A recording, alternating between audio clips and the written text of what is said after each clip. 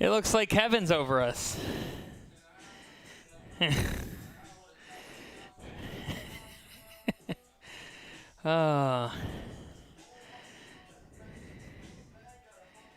Yeah, and trying this.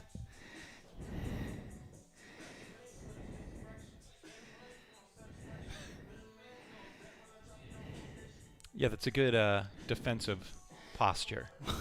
Not nearly low enough. You can slide left, you can go right. I could, right. Gino's going to recruit you if you keep that up.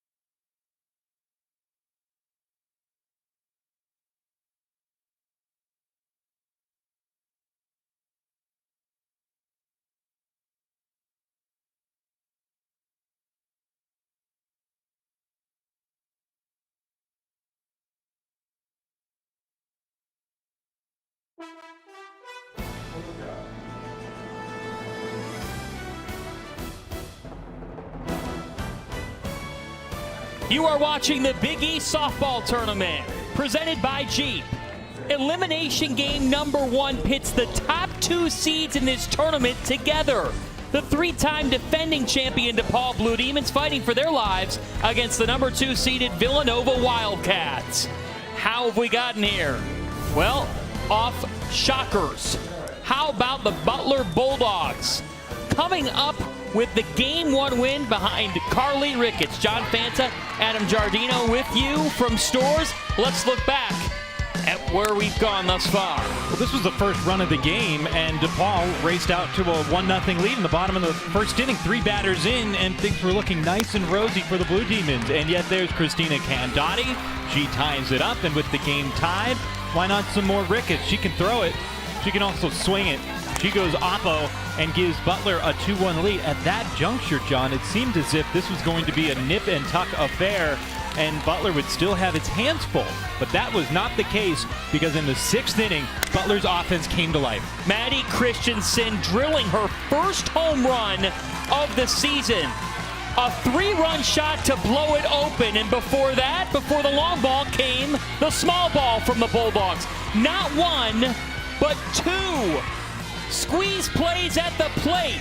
Suicide squeezes work to perfection by Butler. Consecutive bunts to score runs, and the Bulldogs would score 6 in the 6th. They would go on to win 8-1, and a team that was 6-11-1 in conference play is on to the semifinals in the winner's bracket. Then in game 2, UCONN and Villanova. This was an epic clash.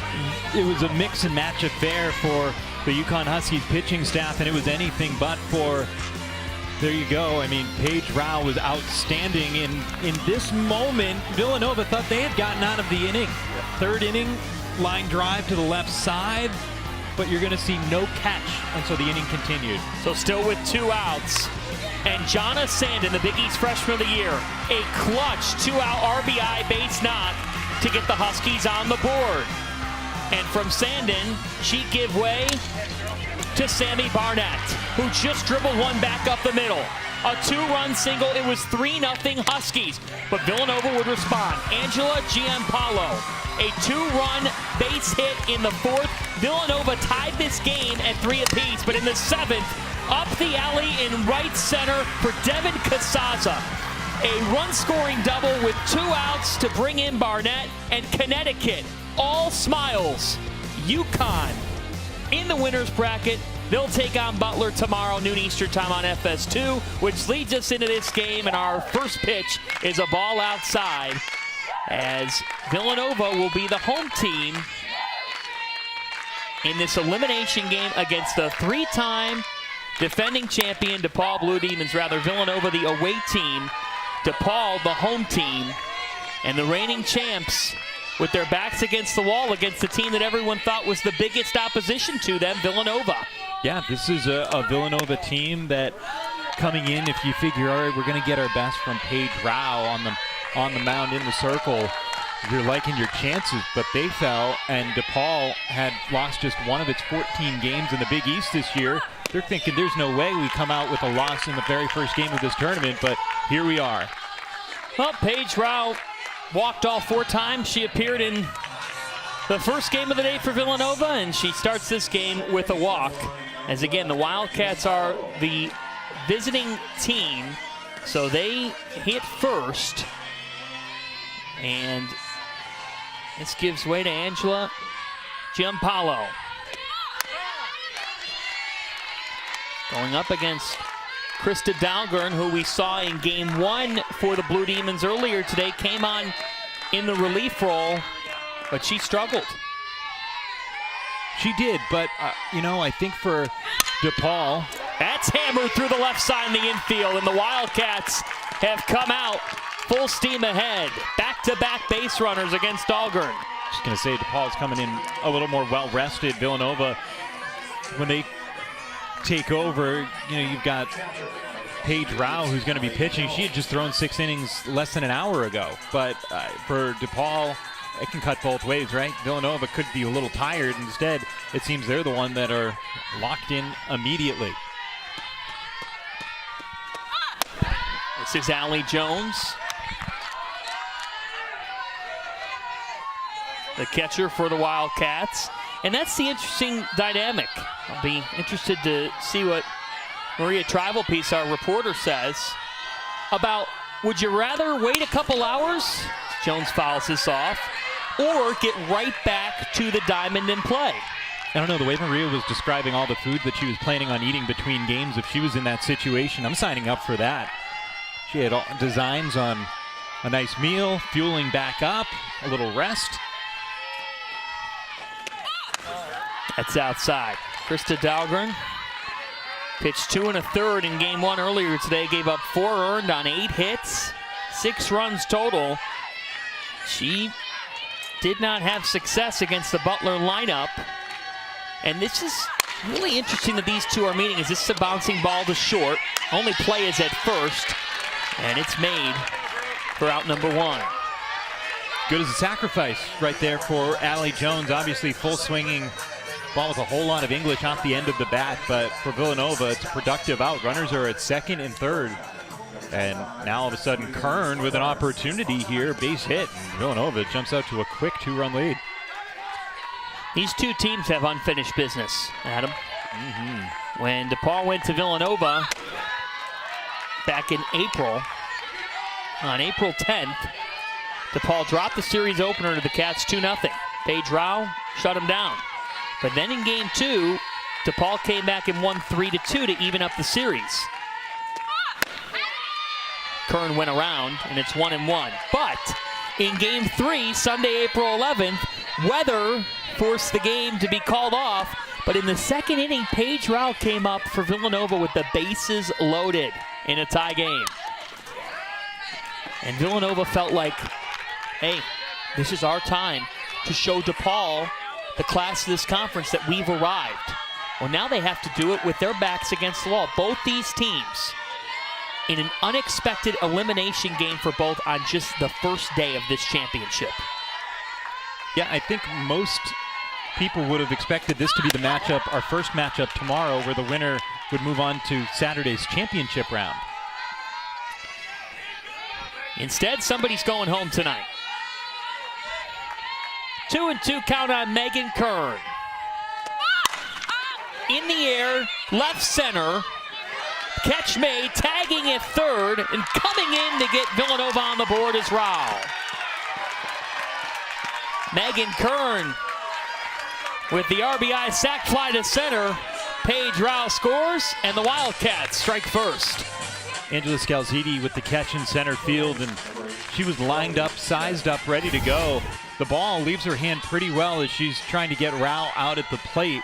We'll see the catch, but she just releases a little low, and the ball spikes into the middle of the diamond. Bouncing ball hit straight to third, 5-3 for out number 3 as Sullivan makes the play easily off the bat of Chloe Smith.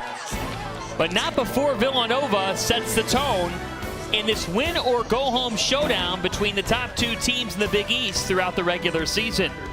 DePaul is coming to bat. If your money is working toward the same goals, why keep it in different places? SoFi is a one-stop shop for your finances, designed to work better together. Spend with SoFi and get cashback rewards that automatically go toward your goals, like investing in stocks, ETFs, and crypto. That's better together. Or pay down your SoFi debt sooner. That's better together. And that's how SoFi is helping millions get their money right.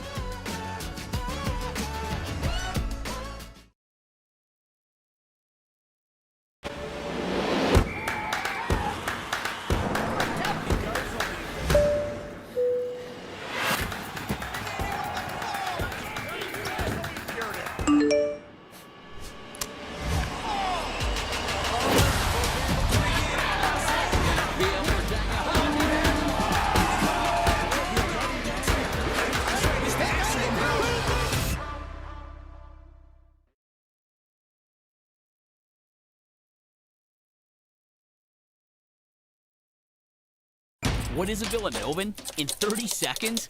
Well, Villanovans aim high. Top 50 National University high. We think fast and stay connected. V's up. Villanovans think deeply, push boundaries, and go, go, go! Still with me? We climb corporate ladders and these ladders. This campus is our home, but you can find us almost anywhere. Villanovans have big hearts and solve even bigger problems, and we celebrate together.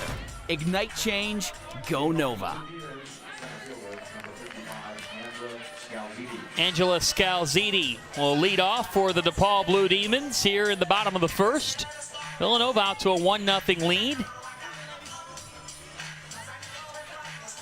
Paige Rao back in the circle for the Wildcats. Let's bring in Maria Travelpiece. Yeah, guys, you talk about Villanova jumping out to that early lead. A lot of that, I think, has to do with the fact that they are playing right away. I mean, DePaul had to wait a little bit, watch a long game. Villanova is rolling right off a loss. Yes, you think that might be a disadvantage. I think in this case, it brings momentum with them. They didn't play bad in that first game. They're bringing that momentum, maybe even with a little bit of a chip on their shoulder, rolling right into this game against DePaul, jumping out to a quick 1-0 lead. There's a called strike on the outside corner. Thank you very much, Maria.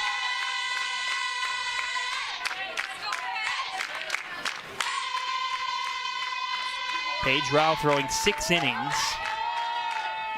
in the Wildcats' 4-3 defeat to UCONN. This is nothing new for Rao. She's thrown 141 and 2/3 innings. She struck out 169. And in game one, she didn't have her best stuff. Credit to UConn's hitters because they made her work. And perhaps that third inning, if that ball gets caught at third base, we're not talking about much at all. But here she is now. And her head coach, Bridget Orchard, has said she's very resilient. She's also hard on herself. So this is a unique circumstance for the senior, trying to bounce back. That 3-2 is on the ground to second. Giampolo, 1 down. Yeah, having a little grace for yourself is tough when you're an athlete. And softball, baseball, similar in that mental aspect where you're going to fail 2 out of 3 times and you're going to be one of the best players on the team. That's when you're hitting. Now, when you're pitching, you want to put up a 0 every time, but you're going to give up some runs here and there, and to clear your mind, have this sort of short-term memory, it's impressive. 1 pitch for the second out as Jones makes the grab. Kay Palucha's down with the pop out, and here comes Jess Cawthorn. And, you know, for those wondering, I mean, getting that 1 pitch out, it doesn't feel big, but for softball, coming out and you're pitching your 7th inning of the day, you're going to potentially pitch up to 13 innings here today. Being able to record a couple of economic outs, it doesn't maybe matter now, but once you get into the middle innings of this one and you're already at 10, 11, 12 innings pitched, that these 1 pitch outs are going to add up for her. Find it very interesting that in the bottom of the first inning, Joe Yegi, the associate head coach for DePaul, calling Cawthorn over and having a meeting with her, as well as Palucha, just talking with them about the approach at the plate right now going forward for the Blue Demons. Well, Jessica Cawthorn doesn't need much advice. Just going to say. She's an All-Big East first-team selection. Tons of power at the dish. Homered earlier today. That catches the corner, and it's 1-1. Cawthorn hitting third, and then the Blue Demons go with Gabby O'Reilly in the cleanup spot. In this lineup tonight, a change for DePaul from the day games. And they'll have Nicole Sullivan, the third baseman, hitting 5th. Brooke Johnson, the first baseman, will bat 6th. Hilger Gutierrez-Frazier, like normal, in the 7, 8, 9 spots in this DePaul lineup. As that's inside, it's 2-2. I think in terms of velocity, stuff, intent, you're seeing pretty fresh Paige Rao out there with only an hour between pitches. 2-2. Little bit upstairs, and the count runs full.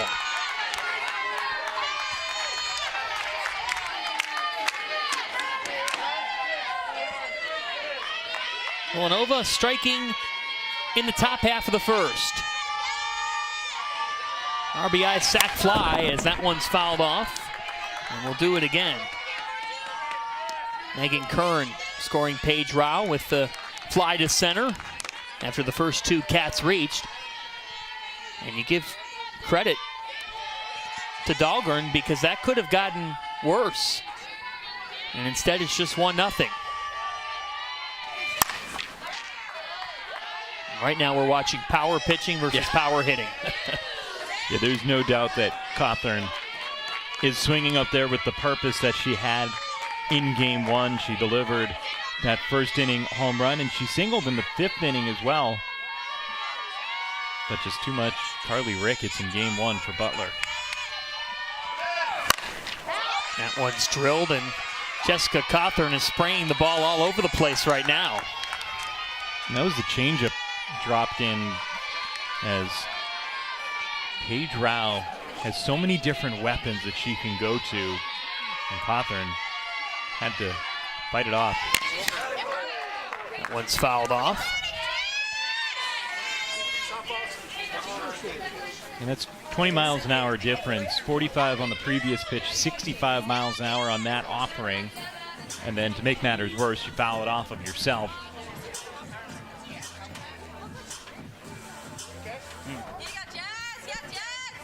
Walking that one off. Well, you know, for both of these teams, they just, you don't assume anything, but you come into today and you hope that you play just the one game, especially when you come in with the combined conference records that they did. This is a little flare on the infield. Tough play in and out of the glove of John Polo, and Cawthorn reaches with 2 down. As John Polo comes charging in and she stretches out her back, Rao looks like she wants to go make this play. She rightly gives way to her second baseman, but it's the fact that that glove is turned down instead of more of a basket catch that the ball comes free just after she really lands and slams that glove on the ground. You can see her stretching out the back there. Yeah, that's what she's saying. So that back, we'll see how that works for her the next time she's up. She's already gotten her first plate appearance, but that's not a comfortable swing when your lower back is doing that.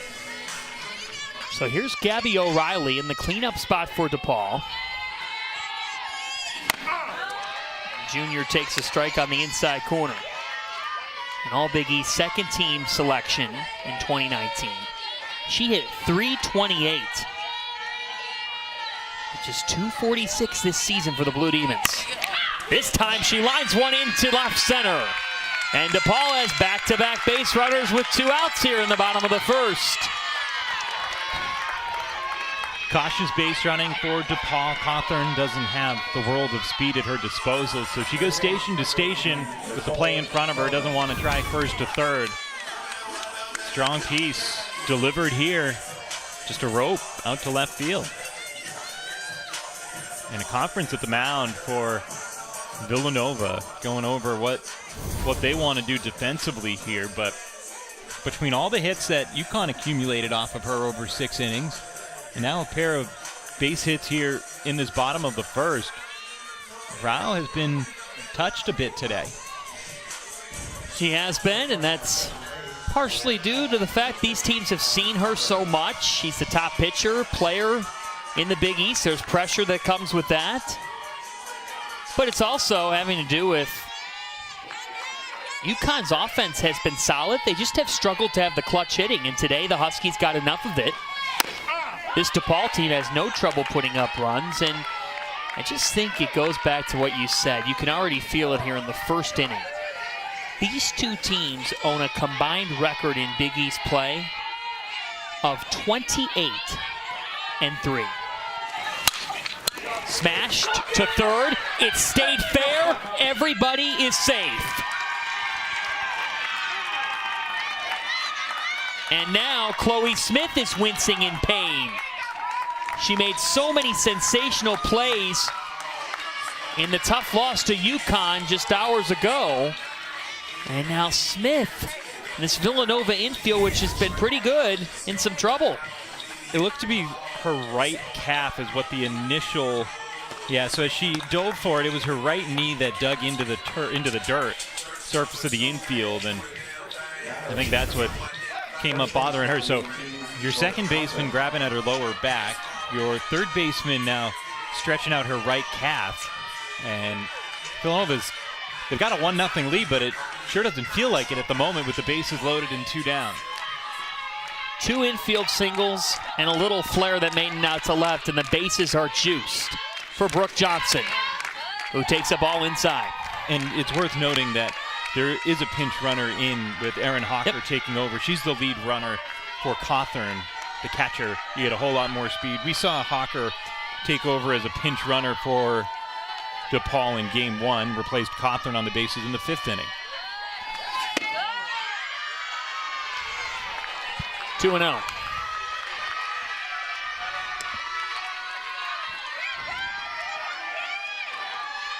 There's a look at the junior from Great Falls, Montana, standing at third base. And now it's 3-0. 3-0 on Brooke Johnson. Rao walked 26 batters over 135 innings this year. Microscopic walk rate. She walks her on 4 pitches, and we are tied at 1. Such a rarity for Paige Rao, and DePaul has evened it up. You know what, Adam? It all started on a little flare just on the infield that was on the reach of Giampaolo. And I think back to Joe Yegi. He paused the game. Paige Rao was on her way to a scoreless first, and the DePaul third base coach, Joe Yegi, paused everything and almost hit a reset button on the start of this bottom of the first. Let's go back to Maria.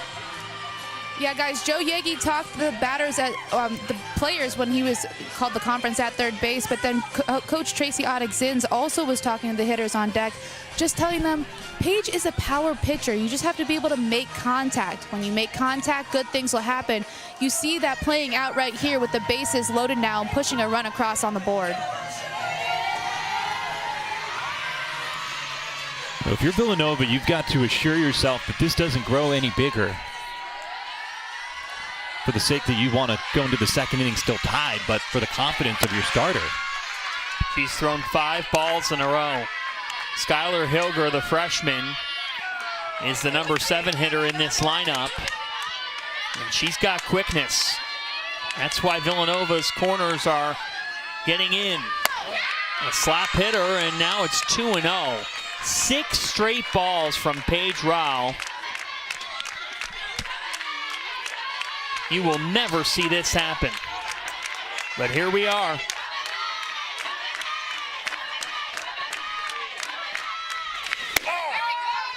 That's a called strike on the outside corner. First inning, you give up a run, the bases are loaded. You take just a quick peek out to the bullpen, no action loosening for Villanova, so Rao not in danger of losing anything. 2-2. But after 4 straight base runners reaching with 2 outs and nobody on, Villanova wants to put an end to that right here.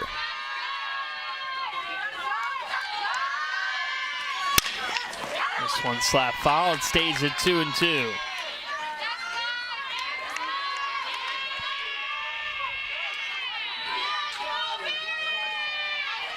Paige Rao with a walk in this inning.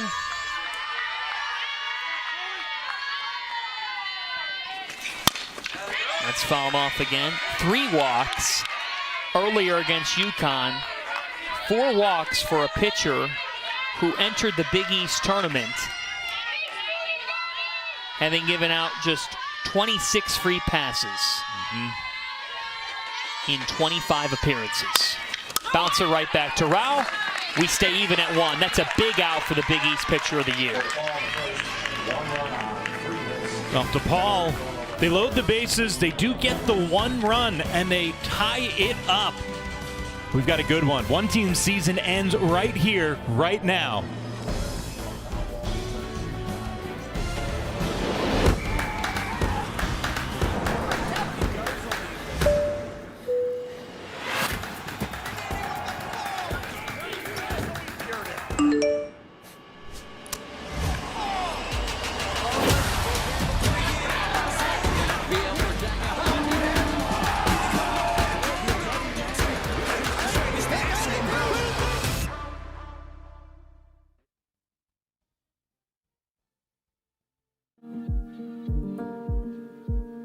Though we are many,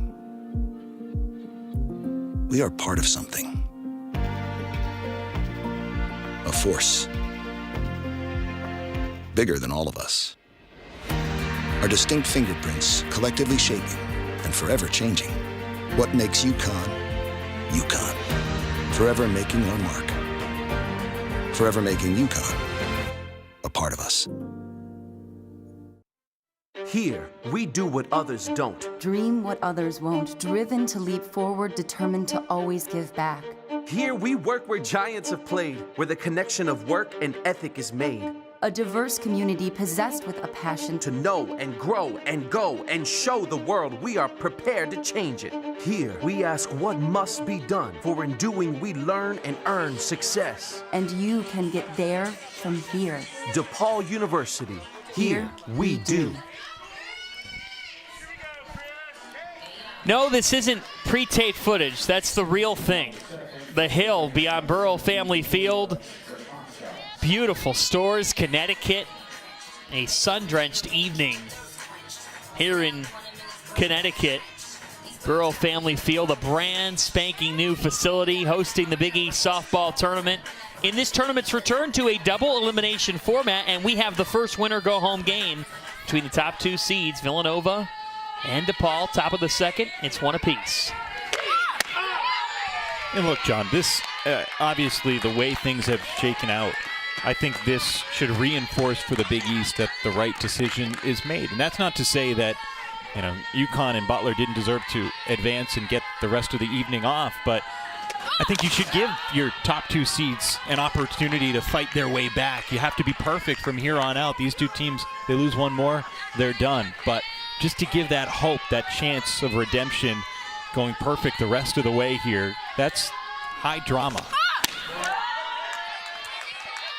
2-1 count on Julia DaCosta. First baseman for the Wildcats. 1 for 4 earlier against UConn. Just 4 hits for Villanova against Connecticut in their first game today. So unlike the Wildcats, who have been at the top of this conference in nearly every offensive category. They led the league with 335 hits, more than 100 than anybody else in the conference, as this is a pop out to second to start off the second. And I think when you look at those numbers and you see what they did in game 1, you think, oh, they put up 3 runs, a modest offensive performance, sure, but they only scored in just the 1 inning off of UConn pitching. So it wasn't as if it was a sustained 7-inning performance where you scattered hits, and it was all condensed into just one of those 7 times up. So for Villanova, they're still looking to prove to themselves that they can keep the pressure on.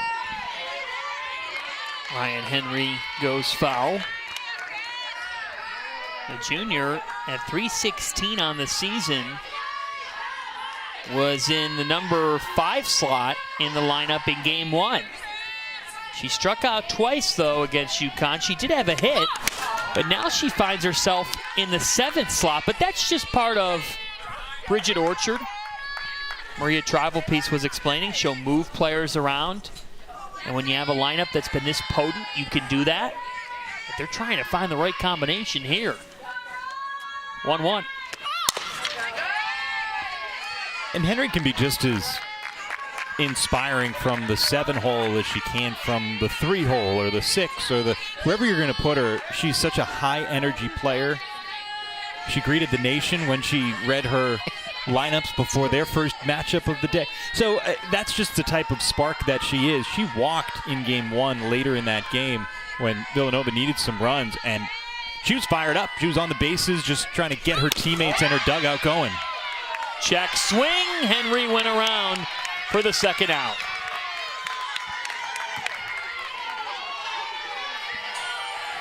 Yeah, guys, you talked a little bit about Coach Bridget Orchard moving the lineup around a little bit. I mean, even with Ryan Henry, she struck out there. But one of the big things by moving her in different places in the lineup is it allows her to see more pitches and some better pitches. If you have her in the 3, 4, 5 hole, people might be more hesitant to pitch to her. You drop her down to 7, that allows more opportunity for her to get more balls that she can square up and do what she does best, hit the ball over the fence.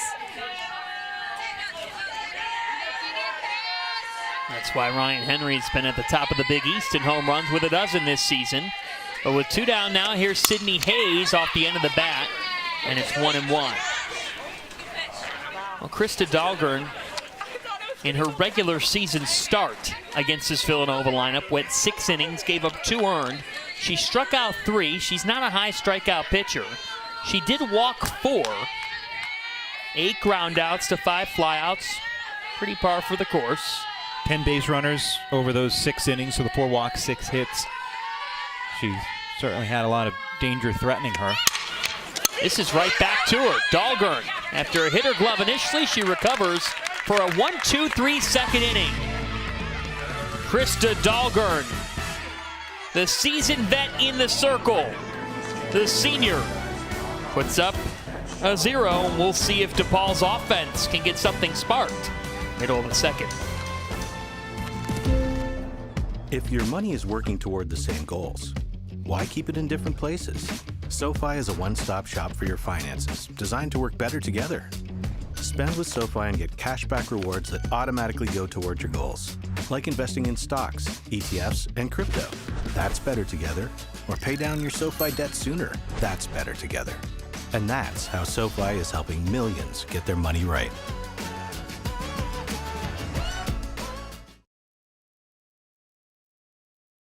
What is a Villanovan? In 30 seconds? Well, Villanovans aim high. Top 50 National University high. We think fast and stay connected. V's up. Villanovans think deeply, push boundaries, and go, go, go! Still with me? We climb corporate ladders and these ladders. This campus is our home, but you can find us almost anywhere. Villanovans have big hearts and solve even bigger problems, and we celebrate together. Ignite change, go Nova. Here, we do what others don't. Dream what others won't, driven to leap forward, determined to always give back. Here, we work where giants have played, where the connection of work and ethic is made.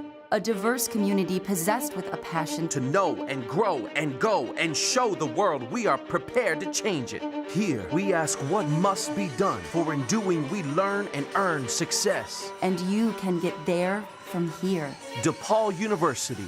Here, we do. All right, guys, we're back, and I want you to take a look at Paige Rao's hair. She switched to a bun, which I know it doesn't seem like a lot, right? But every time she does it, it means that she's ready for business. She has the bun on the top of her head. There's a scrunchie in it. It's blue. It matches the uniform. So if I'm DePaul, I'm looking out for Paige Rao coming at me with the bun right now. Should we be scared, John? We are. Yeah? Yeah. No, this is Paige turn for Paige Rao, and anything that she needs to get herself locked in would be bad news for the Blue Demons. You want to know what I first thought of with the bun? What's that? Mulan. Because I feel like in that movie when she went with the bun, she just dominated. I'm willing to have the argument that I'll Make a Man Out of You is the best song in any Disney film. Donny Osmond. I'll take on all comers in that argument. Yeah, look, I'm not going to get in your way. Okay.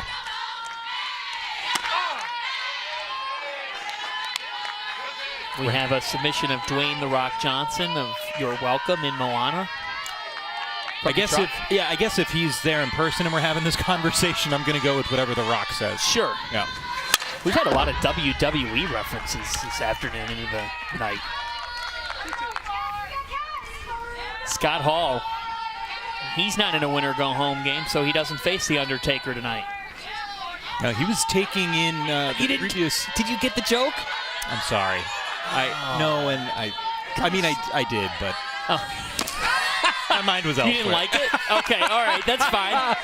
3-2 to Gutierrez. My mind had jumped to the fact that Scott Hall, that there was scouting going on by both coaching staffs last game, right behind home plate. There are 4 seats reserved directly behind the plate for the coaches to watch whatever games they'd like, and that both Butler and DePaul staffs were back there. The coaches were locked in doing their job, and right now you've got UConn's coaching staff filling out charts and scouting potentially who they would play in game 2 tomorrow or perhaps in the championship. Right.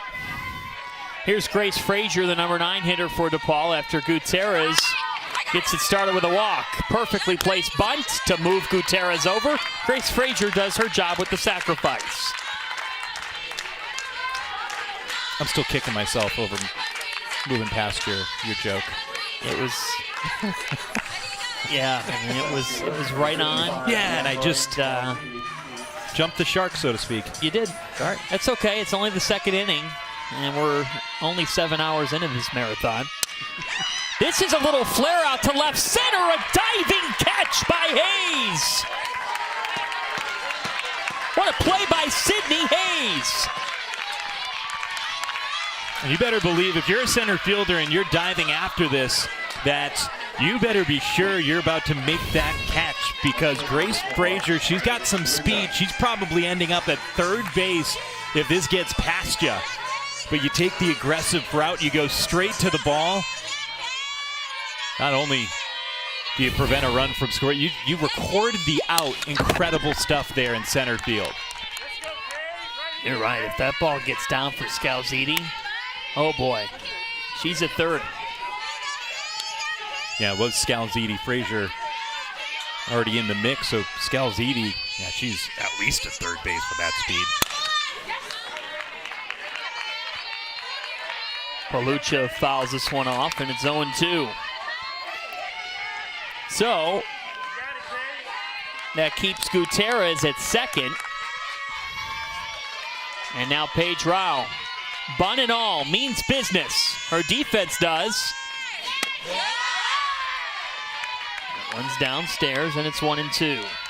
You know, as you talk about the defense, it is worth noting that Angela Giampolo, she's at second base. Chloe Smith remained at third, so even if they're a little dinged up, both of those players are still staying out there behind Rao. The 1-2.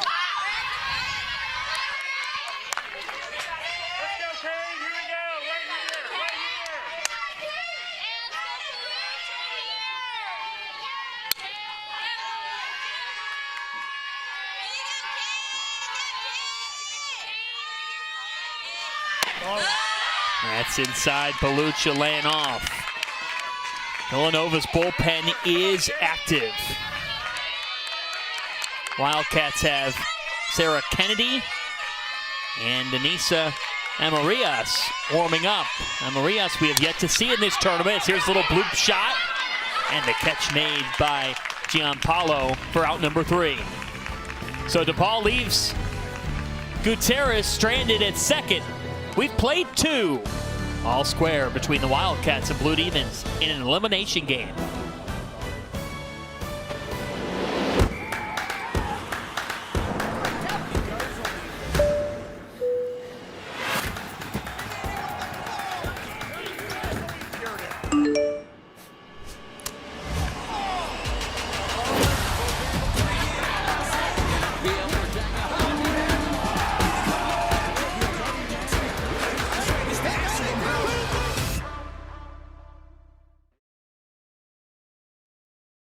What is a Villanovan? In 30 seconds? Well, Villanovans aim high. Top 50 National University high. We think fast and stay connected. V's up. Villanovans think deeply, push boundaries, and go go, go! Still with me? We climb corporate ladders and these ladders. This campus is our home, but you can find us almost anywhere. Villanovans have big hearts and solve even bigger problems, and we celebrate together. Ignite change, go Nova. Here, we do what others don't. Dream what others won't, driven to leap forward, determined to always give back.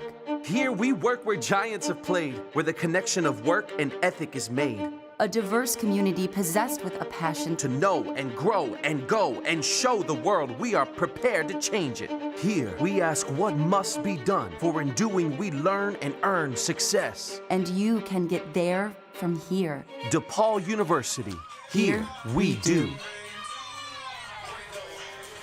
Welcome back to Burrell Family Field here in Storrs, Connecticut.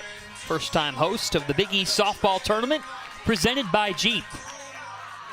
We've played two in this winner go-home game. Villanova, the number 2 seed. DePaul, the 3-time defending champions, the number 1 seed. A combined record for these two teams of 28-3 in conference play. And Krista Dahlgren back out here for the third. We've seen both bullpens with some activity, both coaches pulling no punches in this elimination contest as Dabrowski leads off the third for Villanova. Number 9 hitter in this Wildcats lineup, but a slapper who can make things happen. See that grin. I was going to say, she hasn't stopped smiling all day. That's in there. She was loose. She was bopping to the music between innings, and that was the key to success, it seemed, for Butler in Game 1. Carly Ricketts set the tone on the field, but also in the dugout, just having a blast. Bouncer right back to Dahlgren. 1 down.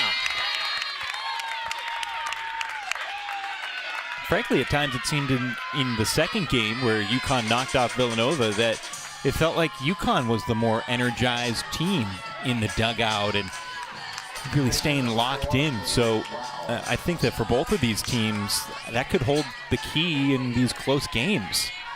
In a year where there haven't been many fans at games at all, they've allowed some attendance at the Big East Softball Tournament, and on a day where the CDC nationally has said that if you're vaccinated, you can start to take the mask off when you're in an indoor or outdoor setting. I can tell you right now, Adam, I think we both have to agree. The atmosphere here is making a difference. UConn truly did have a home field advantage.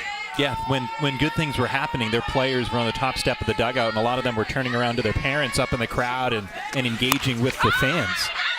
Little pop. Orchard got out of the way at third, and there's Sullivan to make the catch. 2 down. Coach Orchard apologizes because that was she lost track of the ball. She would have gotten out of the way in a different direction. She'd have backpedaled down the left field line. Instead, she froze in place and nearly got in the way. Why is that big? Paige Rao had reached base via the walk 5 straight times in this tournament. Hard to get into a rhythm hitting-wise when you keep getting walked. And it's hard to stay disciplined. It's hard to just say, all right, I'm going to take first base. It's the same as a single, but as a hitter, if you've gotten on that way and you have that home run power, it just doesn't feel the same.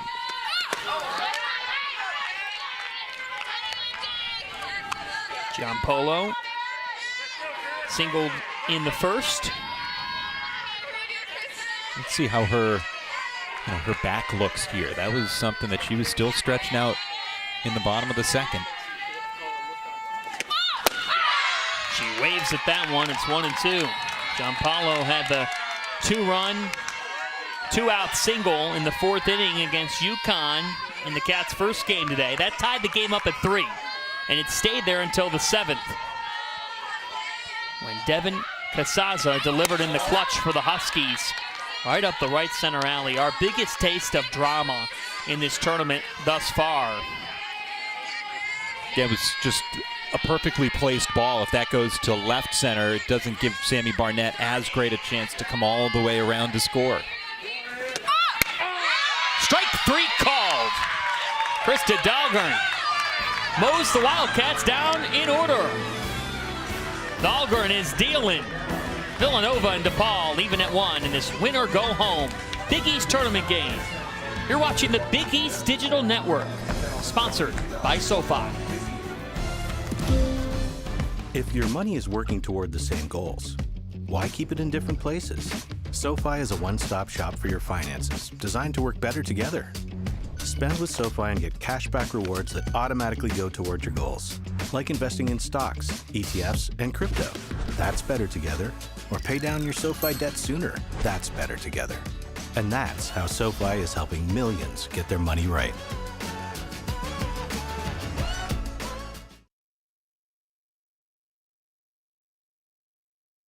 What is a Villanovan? In 30 seconds? Well, Villanovans aim high. Top 50 national university high. We think fast and stay connected. V's up. Villanovans think deeply, push boundaries, and go, go, go! Still with me? We climb corporate ladders in these ladders. This campus is our home, but you can find us almost anywhere. Villanovans have big hearts and solve even bigger problems, and we celebrate together. Ignite change, go Nova.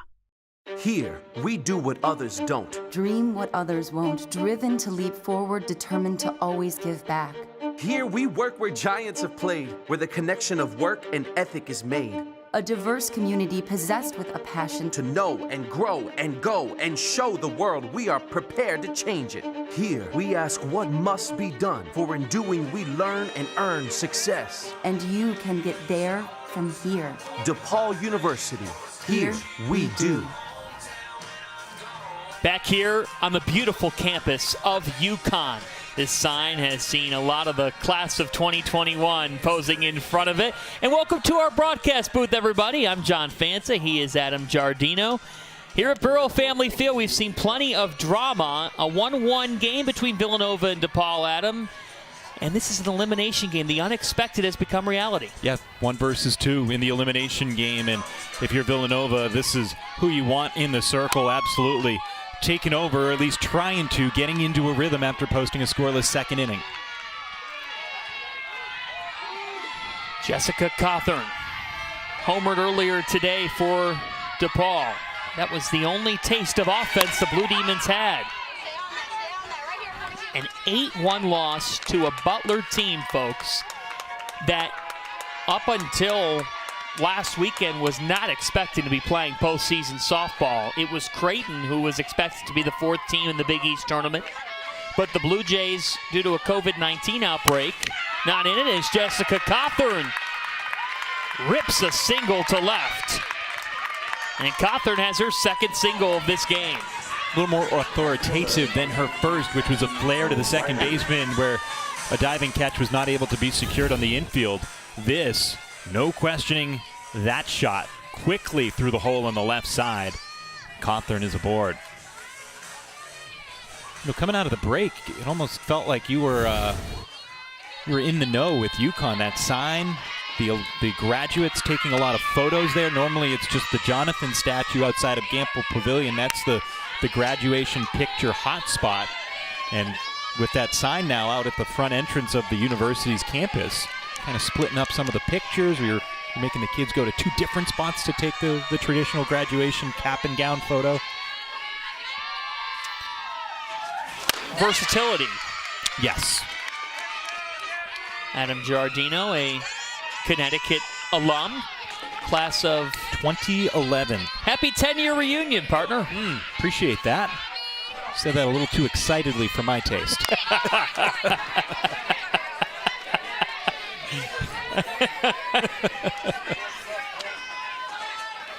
Well, this is a beautiful facility. And my tuition money went right to it. Yeah. No, they did not. No, they absolutely didn't. And a number of the classroom buildings in the middle of campus as well weren't there 10 years ago. That bunt goes foul. And it's 2-2. It's rather cool to be in this booth. And if you look straight ahead, there's the Gamble Pavilion roof. Yeah, it always, Gamble Pavilion on campus, it always has that Magic Kingdom Epcot feel, where you kind of walk in, you see that pearly dome, and you can see it. If you look over the word UConn on the outfield wall in left center and you travel it back, Bouncer to short, tough play here at second, just in time to get the lead runner.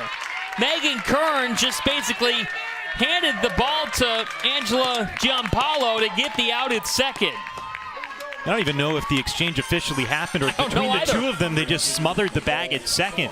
Kern made an outstanding play on Jonna Sandin in the previous game. Now watch this.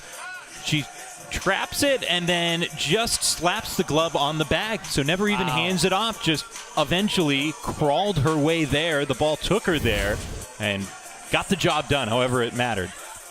That was a smash. And Kern made the play, and now we get a change here for DePaul on the base paths. Tori Meyer is going to come in pinch run. So Tori Meyer's into pinch run, the utility player for the Blue Demons. We saw her in game 1 earlier today. So she'll pinch run. Yeah, she was the designated player and was 0 for 3 in the contest. So she backs out of the lineup, but still going to factor in some role here in this bottom of the third. Nicole Sullivan takes a strike. She singled back in the first. DePaul loaded up the bases. Paige Rao has walked 2. And 5 on the day. Just trying to settle in right now here in the bottom of the third. But I still like the idea of mixing in that changeup just to put the nugget in the back of Nicole Sullivan's mind that, hey, I got this. Sullivan with a drive out towards left center. Hayes, 2 out. And just by showing the changeup on the previous pitch, Sullivan wasn't able to get a good read on that next offering. She put a good swing on it, but just clipped it toward the end of the bat.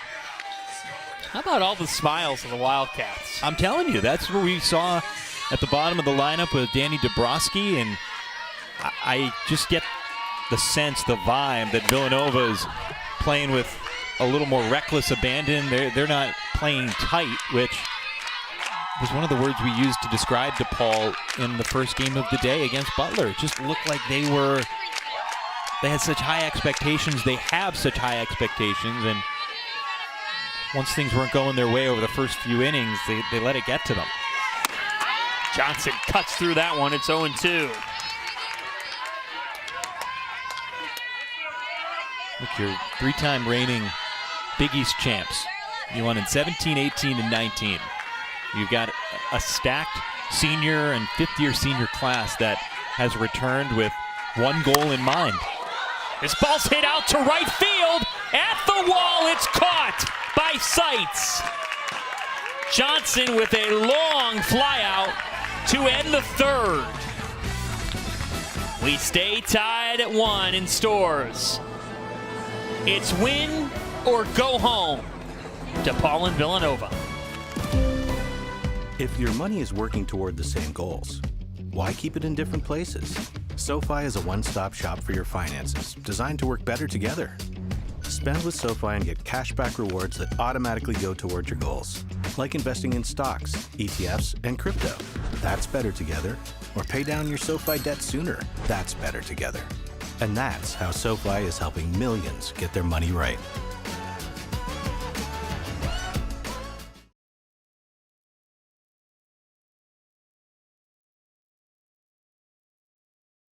What is a Villanovan? In 30 seconds? Well, Villanovans aim high. Top 50 National University high. We think fast and stay connected. V's up. Villanovans think deeply, push boundaries, and go, go, go! Still with me? We climb corporate ladders and these ladders. This campus is our home, but you can find us almost anywhere. Villanovans have big hearts and solve even bigger problems, and we celebrate together. Ignite change, go Nova. Here, we do what others don't. Dream what others won't, driven to leap forward, determined to always give back. Here, we work where giants have played, where the connection of work and ethic is made. a diverse community possessed with a passion To know and grow and go and show the world we are prepared to change it. Here, we ask what must be done, for in doing we learn and earn success. and you can get there from here. DePaul University. Here we do. Welcome back to Burrell Family Field in Storrs, Connecticut. DePaul and Villanova even at 1 as we head into the 4th, and Krista Dahlgren has settled in. Both of these pitchers have. Each pitcher giving up a run in the first inning. One for Nova, one for DePaul. That's where we stand. And at this point, when you take a look at Allie Jones, she had one of the bigger at-bats in this game so far for Villanova. With runners at first and second, she advanced the runners with nobody out up to second and third. She was the third batter of the game. Both Rao and Giampolo reached. And so Jones able to get them up to second and third, and that's where the sac fly by Kern put Villanova's lone run of the game on the board. Allie Jones with a 2-0 count. Grounded out in the first. She very nearly had the big swing against UCONN herself in the 7th inning, but it was flagged down by Asia James in center field. That was such a, when we think about Devin Casaza's effort and her go-ahead double, Sandy Barnett's sprint around the bases, it's that catch by James in center field that gets a little lost in all of that. It's a great point. Asia James saved the game for the Huskies. The lead at least. Bouncing ball, hit to short. Tough throw, made all the way from deep in the hole by Miranda Gutierrez, the Big East Defensive Player of the Year. We hadn't seen one of those yet from her. We had heard the stories. We were waiting and waiting, and this is the kind of play that earns you Big East Defensive Player of the Year. You cock back and you fire it across that great stretch at first, and it gets her by almost 2 full steps at the bag. A terrific stretch at first by Brooke Johnson. And that's what DePaul head coach Tracy Ottick-Zins told us Miranda Gutierrez does for this DePaul team. She said, when Gutierrez makes a play like that, I always tell our pitchers, you make sure you give her a big thank you. And Tracy Ottick-Zins told us she finds herself saying that multiple times in a game.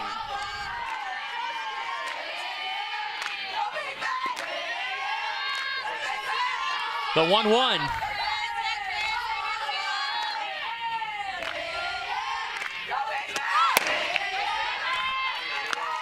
And for Gutierrez, she's somebody that, in addition to the signs being sent out to the pitcher and catcher on what pitch is coming, Gutierrez has that knowledge as well on what pitch is coming, and that's what is able to give her the half step she needs. That's off the bag, and it gets into right field. Megan Kern on with a 1-out single. And after the sac fly to score the first run for Villanova, Kern has made the most of her plate appearances. A little bit of good luck, bad luck there for Villanova. Obviously fortunate that that ball caught the bag to stay fair, but if it hooks over the top of the bag, it seems pretty unlikely that the play was going to be made down at first base, and maybe you get yourself a double out of it. Instead, the ball glances back toward the field of play, and you only get a single. Chloe Smith fouls the first pitch off. And we say that presuming there's a little chance of a diving stop being made at first base. But obviously, once that ball hits the bag, the chance that Johnson's able to make that grab go out the window. Smith fouls a second pitch off. 0-2 here on Chloe Smith. She's done a very nice job at third base for the Wildcats today.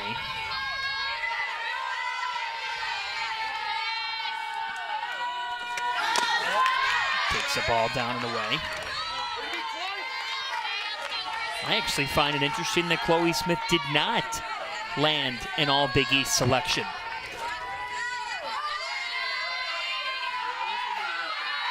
This This is someone who's hit 366 and 347 with runners on. Let's go down to Maria.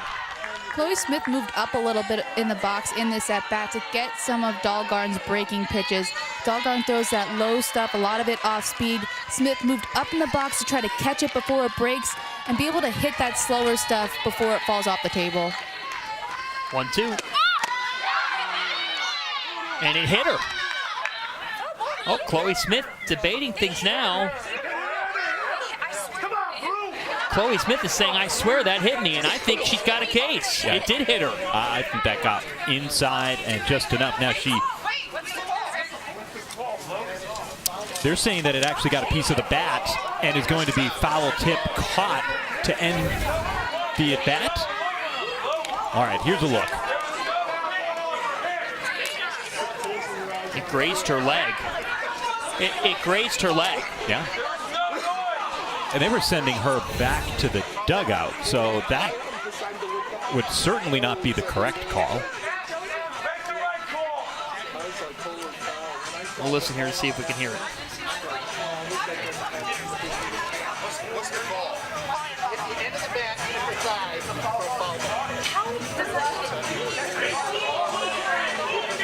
The home plate umpire is saying it hit the edge of the bat, and it's a foul ball. That did not hit the bat.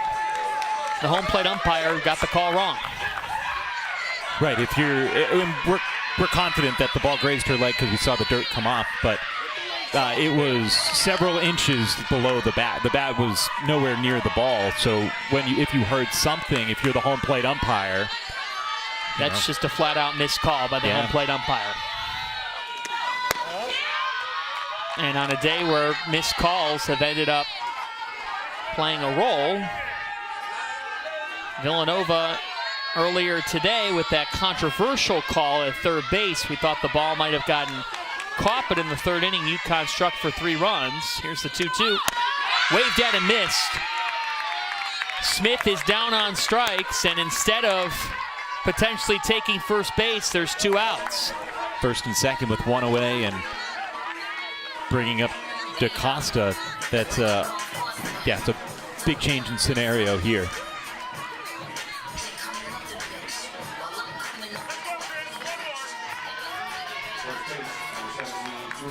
So here's Julia DaCosta with 2 outs. 0 for 1 today. The pop out to second.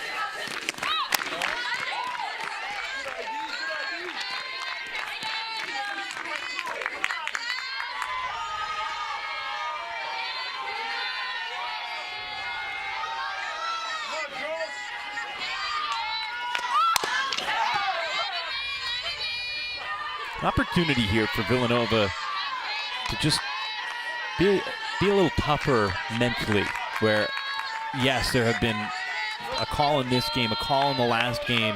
There are going to be situations where you need to either defensively get the extra out. That was what they weren't able to do in the first inning against DePaul, where they nearly had a catch to end the inning, and then all of a sudden it snowballed with 4 batters in a row reaching. Just coming up with that next play, the unexpected play, to help you turn the corner past a break that doesn't go your way. Kearns at first, she singled. Now with 2 out, DaCosta down in the count. Bouncing ball hit to second. Hilger to Gutierrez for out number 3. Krista Dahlgren keeps on rolling. 3 straight scoreless frames. We stay even at 1, heading to the bottom of the 4th in this win-or-go-home matchup. If your money is working toward the same goals, why keep it in different places? SoFi is a one-stop shop for your finances, designed to work better together. Spend with SoFi and get cashback rewards that automatically go toward your goals, like investing in stocks, ETFs, and crypto. That's better together. Or pay down your SoFi debt sooner. That's better together. And that's how SoFi is helping millions get their money right.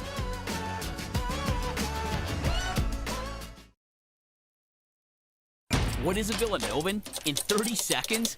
Well, Villanovans aim high. Top 50 National University high. We think fast and stay connected. V's up. Villanovans think deeply, push boundaries, and go, go, go! Still with me? We climb corporate ladders and these ladders. This campus is our home, but you can find us almost anywhere. Villanovans have big hearts and solve even bigger problems, and we celebrate together. Ignite change, go Nova. Here, we do what others don't. Dream what others won't, driven to leap forward, determined to always give back. Here, we work where giants have played, where the connection of work and ethic is made. A diverse community possessed with a passion To know and grow and go and show the world we are prepared to change it. Here, we ask what must be done, for in doing we learn and earn success. and you can get there from here. DePaul University. Here, we do. Paige Rao has thrown 3 innings of 1-run ball. When she faced this DePaul lineup earlier this season, she struck out 7 and went the distance. Today she's walked 2, she has struck out none. Not common for the Big East Pitcher of the Year to be without a strikeout through 3 innings. And that note coming from the Big East talent stats department back in the truck. So nobody's sleeping back there 7.5 hours into our day. So everyone on their toes. Huge thanks to the entire crew getting these 3 games on. A one-person department. Look, other duties as a sign on the resume. Ryan McGahey, our wonderful producer. Dagan Hughes, fellow Pirate, our director. How about that Hall men's soccer team? It's a great season. That's smashed on the ground to short. Kern just in time to get Hilger. Kern's made a couple of fine plays. That won't go as the flashiest, but a slighter hesitation, a little bit more of a misstep here. You've got the slapper busting out of the box, and just enough to get her. There's a called strike on the inside corner. I got to tell you, speaking of soccer, I cannot believe the UCONN soccer stadium right across the way. The new Joseph J. Maroney Stadium. Bouncing ball hit to third. Smith, corner to corner. Chloe Smith handles the hot corner so well. She absolutely does. We've seen the left side of this diamond. Kern for the first out. Smith for the second as she goes practically down to a knee and then asserts herself across. Really nice stretch over at first base. DaCosta going up to get it. Yeah, this ballpark, the Burrow Family Field for softball, hosting the Big East tournament in its first year of inception. Elliott Ballpark on the baseball side. Maroney Stadium on the soccer, men's and women's soccer, and the women's lacrosse side. I think there are going to be a lot of Big East tournaments being held on this campus in multiple sports over the next handful of years. With everything that this renovation project on campus has been able to do for those athletic teams.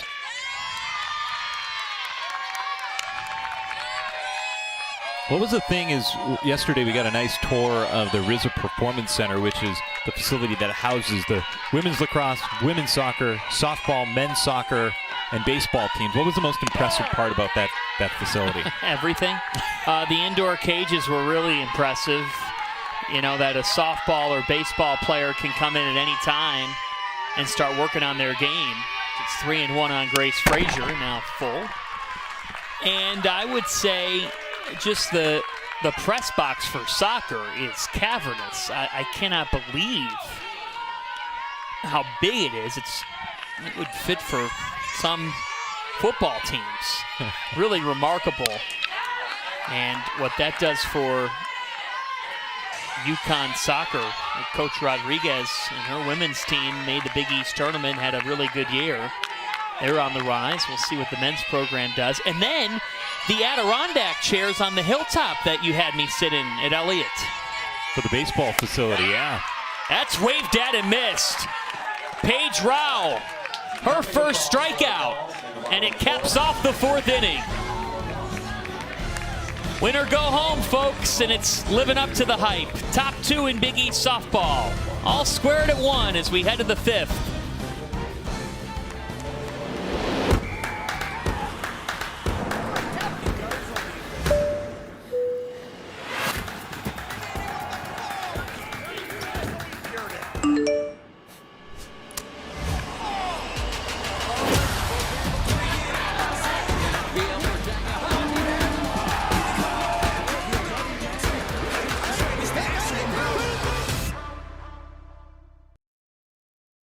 What is a Villanovan? In 30 seconds? Well, Villanovans aim high. Top 50 National University high. We think fast and stay connected. V's up. Villanovans think deeply, push boundaries, and go, go, go! Still with me? We climb corporate ladders and these ladders. This campus is our home, but you can find us almost anywhere. Villanovans have big hearts and solve even bigger problems, and we celebrate together. Ignite change, go Nova. Here, we do what others don't. Dream what others won't, driven to leap forward, determined to always give back. Here, we work where giants have played, where the connection of work and ethic is made. A diverse community possessed with a passion To know and grow and go and show the world we are prepared to change it. Here, we ask what must be done, for in doing we learn and earn success. and you can get there from here. DePaul University. Here, we do. We're back in Stores, Connecticut, and you see head coach Bridget Orchard put on a jacket. It has nothing to do with the temperature, though. It's because that's her hitting jacket. She's looking for a way to stir up some runs for this Villanova offense. She even has it zipped all the way up, trying to change the mojo for her team. Bridget Orchard knows all too well about Villanova softball success because she had plenty of it as a player. 1994 to 97, a star infielder. And when she graduated from Villanova, she was the school record holder with 216 career hits and 110 runs scored. Not a bad little career. No. Not at all. A couple of pretty impressive numbers. I'm surprised that she went to a jacket, though, to gin up some luck, because it's this batter, Ryan Henry, who gave her a little satchel of electrically charged crystals that she gave to the coaches, that coach kept in her backpack and was planning on rubbing between her fingers when they needed a little extra charge on offense here today. That's fouled off. Yes. Electrically charged crystals. They're basically something for Bridget Orchard to rub when she's looking for some luck, and these came from Ryan Henry, quite the charismatic Wildcat. The 1-2. Ooh, jammed right off of hand, it looks like. We'll have to see. The umpire is saying that Henry is out. That she never hit the ball, that it was a swing and a miss, and Henry is saying, no, it was a swing and I fouled it off of myself. So here's, after this conference at the mound, Henry, and that is an important distinction to make, is if she swings and misses and the ball hits her, she is out. Oh, she hit that ball clear as day off her leg. Yeah, she just got a piece of it. I mean, I don't think she redirected this ball a whole lot. We'll get a better angle at it here. But she's going to swing, just get a piece of this. Yeah. Yeah. And it was just running so far inside. They got it right. 1-2. I just am a little flummoxed now that there have been a couple of times where there's been a swing and a ball has hit the bat or not hit the bat, and the home plate ump hasn't been able to distinguish the difference in sound between a ball hitting a bat and a ball getting a piece of a hitter. Henry skies this one out of play.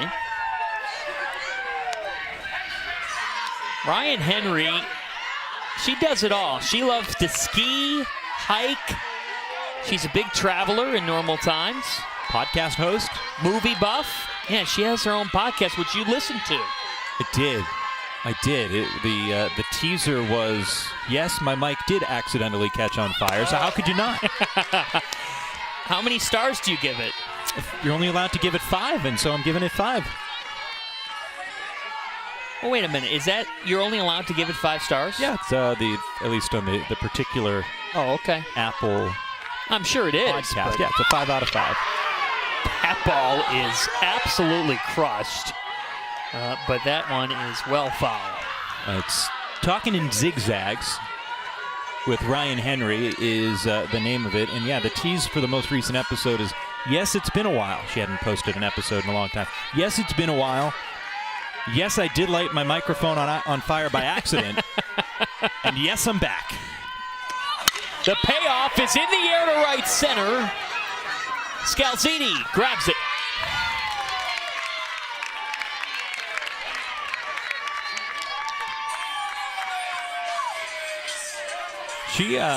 She should write some of our teases for I mean, I think we'd get tens of millions of viewers if she was writing for us to get people to try and watch, entice people with that kind of writing. It's either that or we should light more microphones on fire. One of the two. That wouldn't be safe. But Ryan Henry's got the right idea. She got me to listen. Sydney Hayes takes a ball. 0 for 1 today. Bounce out back to Dahlgren, her first time up in the second. Both runs coming in the first in this game. Count evened up at 1-1. To give you the in-game recap, Megan Kern with a sac fly to center to score Paige Rao. As the first 2 Villanova hitters reached via a walk, and then Angela Giampaolo singling through the left side in the infield. And after basically a sacrifice ground out to short, it was the sac fly from Kern that put Villanova up 1-0. And then the bottom half, DePaul was down with 2 outs. Then Jessica Cawthorn singled. Gabby O'Reilly followed with a single to left center. And then an infield single by Nicole Sullivan. 2 infield singles, then a Brooke Johnson walk to bring in a run. And Skylar Hilger ground down. That's all we've got. 1-1. That's a strikeout.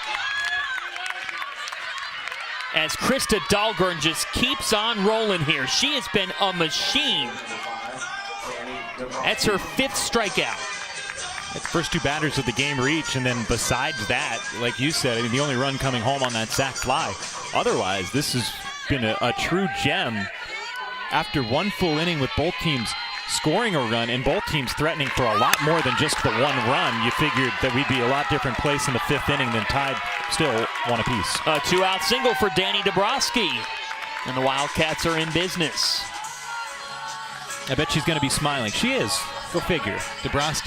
She's been smiling even when she's been retired, so having fun over there at first base after a great piece of hitting, firing it hard through the left side of the diamond.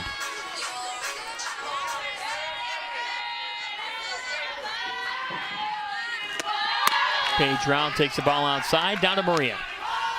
You'll see a lot of these Villanova hitters before they hit rotate their hips a little bit towards the pitcher. That's to activate their lower half. Coach Gabby Ludi really teaches that separation and using your lower half and legs to hit the ball. I mean, that's part of the reason they hit so many home runs. So you'll watch just for timing purposes, just to activate those hips before an at-bat.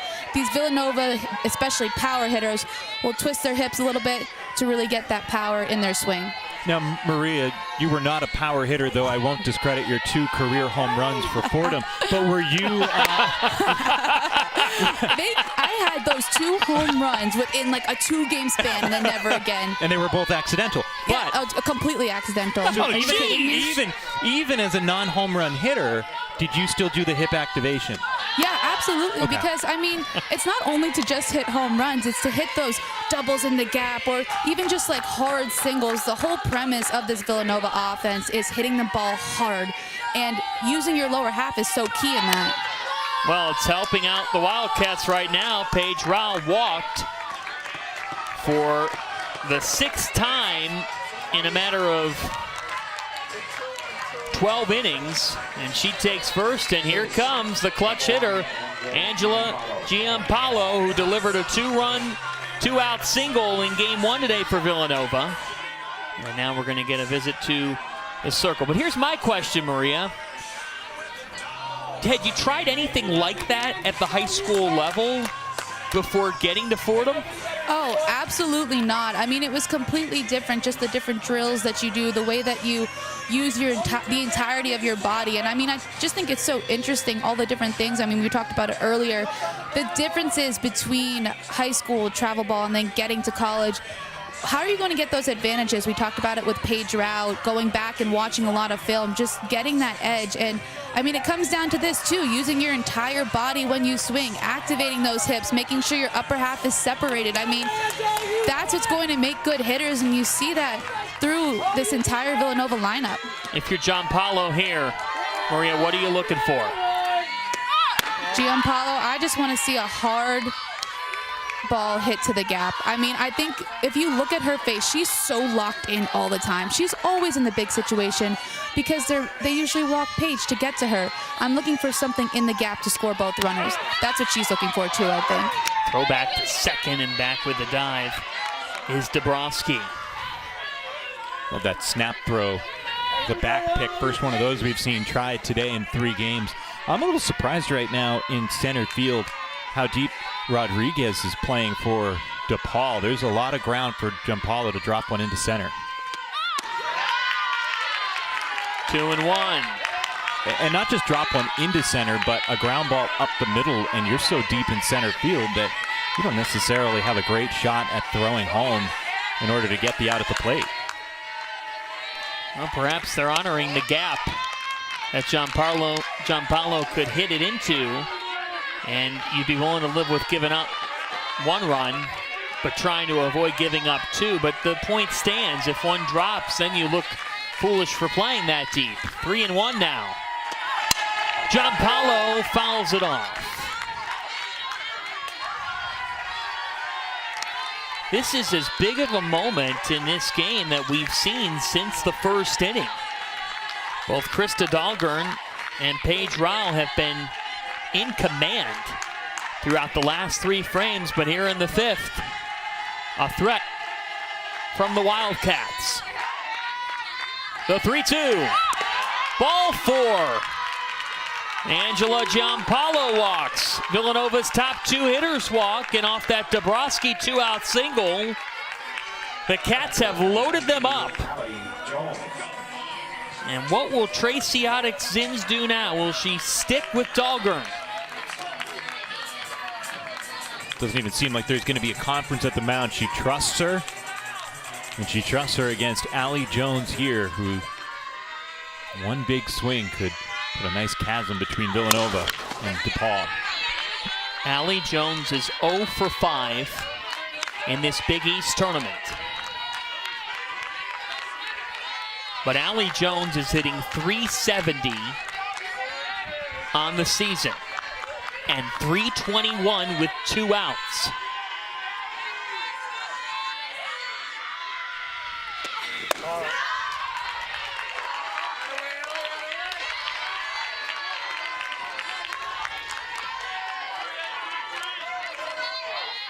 Sophomore from New Jersey in a winner-go-home game. Allie Jones takes a ball inside and low, laying off that inside off-speed stuff from Dahlgren. Got to come after at some point. Figure 2-1, you're going to get a pretty good pitch. Dahlgren doesn't want to fall behind 3-1. Dahlgren smashes it to third. Not in time. Sullivan tried to get Rao. She slid in front of the tag of the bag, and Villanova takes the lead. Everything happened so quickly down at third base. It happens in fractions of a second. That ball got on her so fast, and to her credit, she knocked it down, kept it nearby. With Jones running down to first base, she might have had a better shot to get the batter going to first. Megan Kern had ideas for Salami. 0-1. Just a little bit out in front of it. What a great slide by Rao at third base to evade the tag. Not just evade the tag, but then hang on to the bag, not slide off of it. This ball gets away from Cawthorn, but they've got the runner. Rao in between, now a rundown. Tag is made, and Dahlgren hanging on for the third out.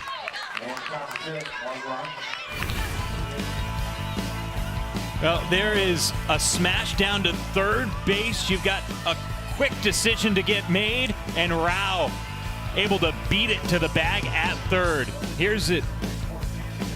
What gives Villanova their 2-1 lead going to the bottom of the fifth. If your money is working toward the same goals, why keep it in different places? SoFi is a one-stop shop for your finances, designed to work better together.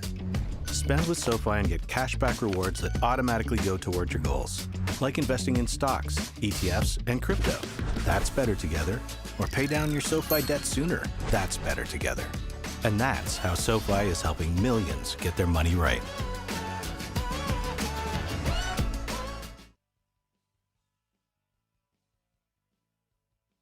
What is a Villanovan? In 30 seconds? Well, Villanovans aim high. Top 50 National University high. We think fast and stay connected. V's up. Villanovans think deeply, push boundaries, and go, go, go! Still with me? We climb corporate ladders and these ladders. This campus is our home, but you can find us almost anywhere. Villanovans have big hearts and solve even bigger problems, and we celebrate together. Ignite change, go Nova. Here, we do what others don't. Dream what others won't, driven to leap forward, determined to always give back. Here, we work where giants have played, where the connection of work and ethic is made. A diverse community possessed with a passion To know and grow and go and show the world we are prepared to change it. Here, we ask what must be done, for in doing we learn and earn success. and you can get there from here. DePaul University. Here, we do. Paige Rao back in the circle for Villanova, but here's how the last inning ended with her taking a shot to the face. Yeah, she gets caught in a rundown, tries to be aggressive. The ball bounces right back to the catcher, and so the tag on the face, and it was the face mask. Yeah, there. Look at her, just pointing to her mouth, trying to count the number of teeth. She seems to be okay in that respect, although she actually has a pretty good cut on her left elbow as well, and her non-throwing arm, but there is going to be not a whole lot taking her out of this game here right now. Relentless competitor. Obsesses over the sport. She said last night she was so focused on this tournament, on this stage, to try to deliver this program their first Big East championship this week. And she said, I have to take my focus away for 2 hours because I still have a paper to finish for finals. She got it done.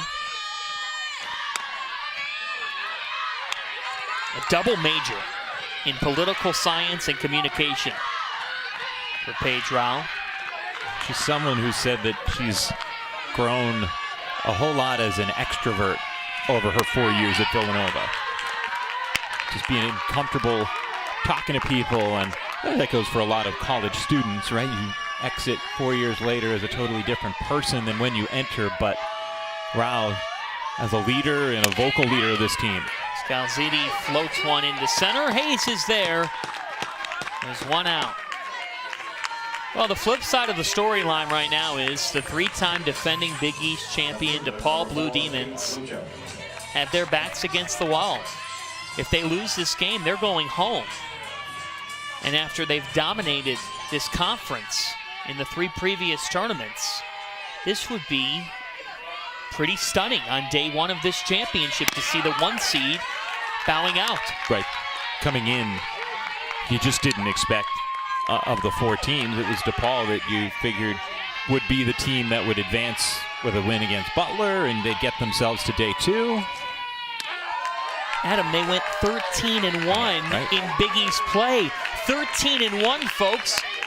Who would ever think they'd go 0 for 2 in a day? 0 for 2, correct. Right, and there's plenty of time left, 8 outs for them to work with offensively, but fact of the matter is they've lost once and they trail in the 5th. Palucha out to left center, Hayes again. You'd absolutely much rather be up 2-1 in the 5th inning rather than down a run facing the Big East pitcher of the year. Paige Rao, ever since she went to that bunt that Maria was talking about, that's when she means business, Maria told us.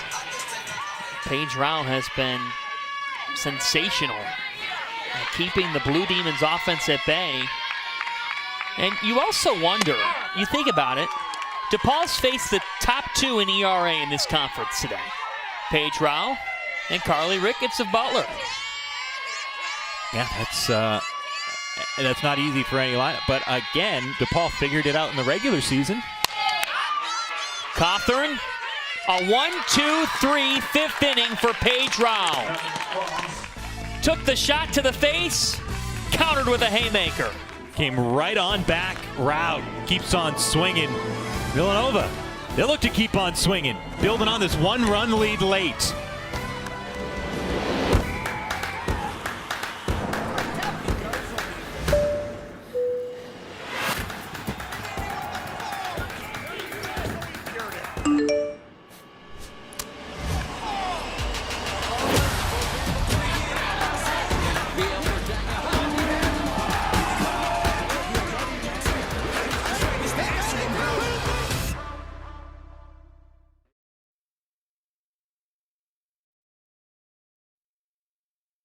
What is a Villanovan in 30 seconds? Well, Villanovans aim high. Top 50 National University high. We think fast and stay connected. V's up. Villanovans think deeply, push boundaries, and go, go, go! Still with me? We climb corporate ladders and these ladders. This campus is our home, but you can find us almost anywhere. Villanovans have big hearts and solve even bigger problems, and we celebrate together. Ignite change, go Nova.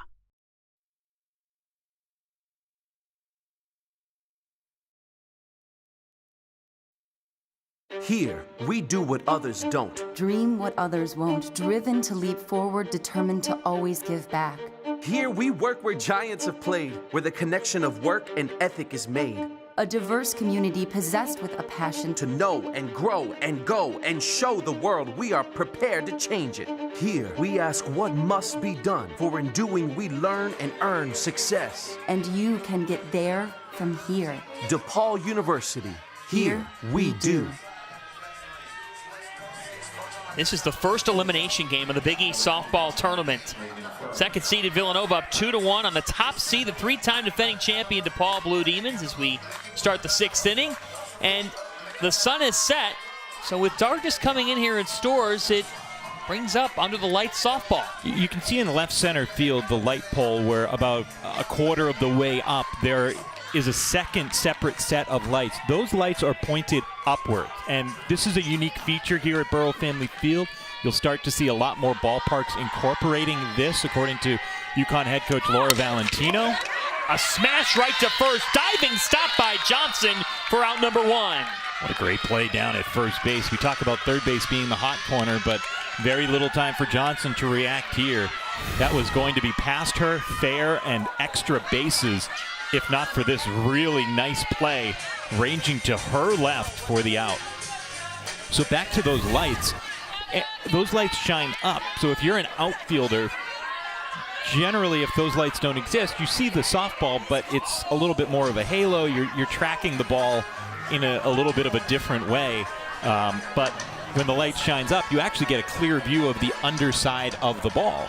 So, that's a little bit of a different look. And for all these players, you really don't play softball under the lights until either conference tournament time or NCAA tournament time. And I know Maria is standing down on the sideline. Maria, what was it like once you got to postseason play and some of your biggest games in the year, you were playing under the lights really for the first time that season? Well, it's really hard to make that adjustment, you know, especially in the outfield. Lights make a huge impact that you don't really realize, and especially if they're not at a height that is, I don't even know how to explain it, just a height that doesn't get in your line of vision. So just looking at the ball up at bat, then in the outfield, seeing it on defense makes it incredibly difficult. And, you know, it's hard to even practice playing under lights because a lot of college softball complexes don't even have lights. I mean, you have to have them to host, which is why UConn has lights right now, but not being able to practice and get preparation under lights is incredibly difficult. Thanks, Maria. This is Brooklyn Ostrowski pinch hitting for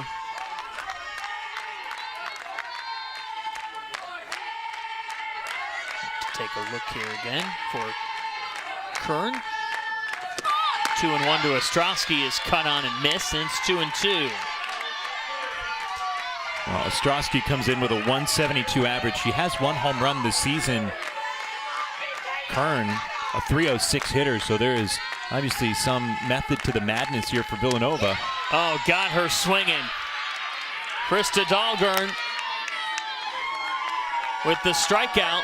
Dahlgren has been very strong. That's her 5th strikeout of this outing. And for Ostrowski, it's been a tough season for her with the strikeout. That's 14 Ks and 30 at-bats, so putting the ball in play has been a challenge for her, but a big second out for DePaul. Julia DaCosta swings through that one. Well, if you're Tracy Oddix-Zims, the DePaul head coach, and you were told that your starting pitchers, Krista Dahlgren's gone 5 1/3. She's allowed just 2 earned runs. This one's lined into left field. Julia DaCosta reaches with a 2-out single. But to continue the point, I think she would have taken what she's gotten from her starters, and that's a combined 10 1/3 innings. They've only allowed 4 earned runs. DePaul's used to putting up 4 in a single game. Right, it's the offense that just has not been there yet for DePaul ever since scoring a run. You know, they scored a run in the first inning of each game. Innings 2 through 7, they've been blanked. So Ryan Henry, ground out in the first, a strikeout in the 4th. And by the way, it is worth noting that as we talked about earlier with defensive positioning for DePaul, that Rodriguez was back in center field a few innings ago. There, Kate Paluccia was back in left field. She cut it off before it got to the gap, so some deep positioning. It actually saved a double in all likelihood for Villanova. And they've played a deep outfield defense. Yeah, and this is everywhere. I mean, even Ryan Henry's opposite field out to right, they're still playing her only a couple of steps in from the track. Big East home runs leader with a dozen. That's in the dirt. And again, Cothran's been strong behind the dish. She caught Rao in the rundown last inning to keep this at 2-1. She's stopping most anything, and even when she doesn't, she's got a cannon behind the plate. That's why she's an all-Big East first teamer. That's upstairs, and again, Krista Dahlgren near a perfect inning. Tracy Oddix-Zims wants to talk with her. Head coach of DePaul.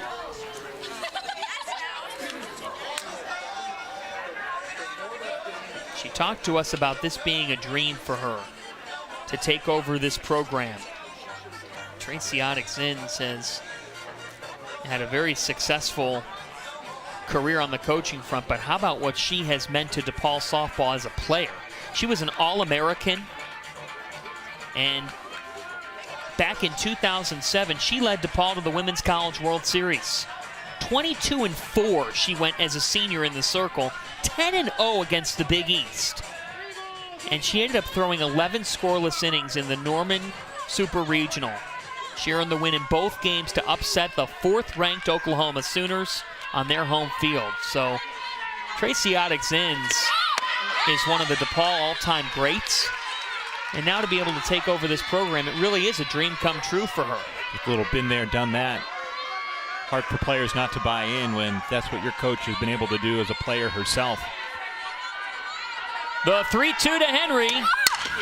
Bounced to third. Tough play. Just stop it and make it happen. That's what Sullivan did to get the third out. Great persistence by Nicole Sullivan for DePaul.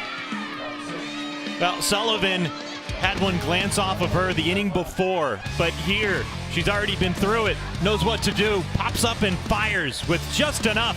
Another good stretch at first base to end the inning. If your money is working toward the same goals, why keep it in different places? SoFi is a one-stop shop for your finances, designed to work better together. Spend with SoFi and get cashback rewards that automatically go toward your goals, like investing in stocks, ETFs, and crypto. That's better together. Or pay down your SoFi debt sooner. That's better together. And that's how SoFi is helping millions get their money right.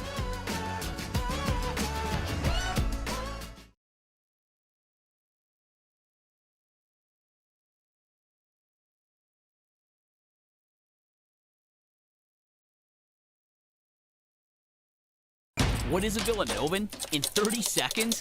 Well, Villanovans aim high. Top 50 National University high. We think fast and stay connected. V's up. Villanovans think deeply, push boundaries, and go, go, go! Still with me? We climb corporate ladders and these ladders. This campus is our home, but you can find us almost anywhere. Villanovans have big hearts and solve even bigger problems, and we celebrate together.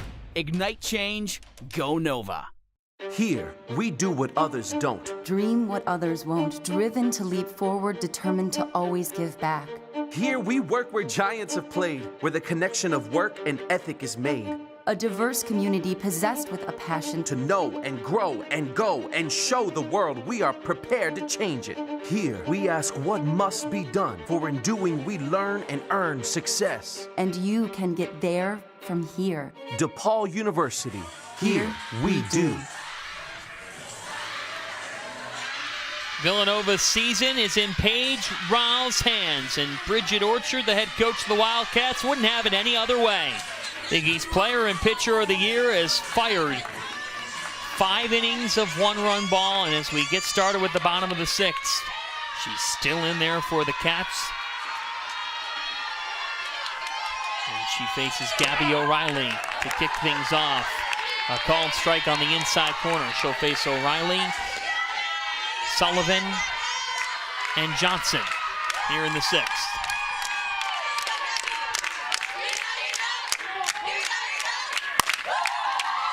There's a drive out to center. And the catch made for out number 1. Villanova fans are starting to stand. 5 outs left to go. They've got the pitcher they want in the circle. Paul needs a base runner here. Or just one big swing.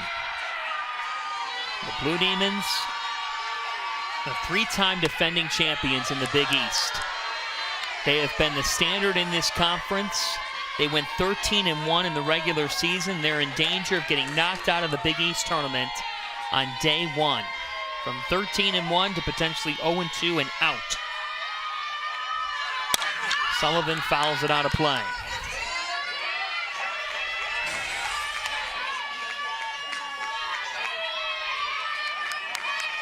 This is an offense that has averaged nearly 5 runs per game. Perhaps the Rally Monkeys can help, right, Maria? Okay.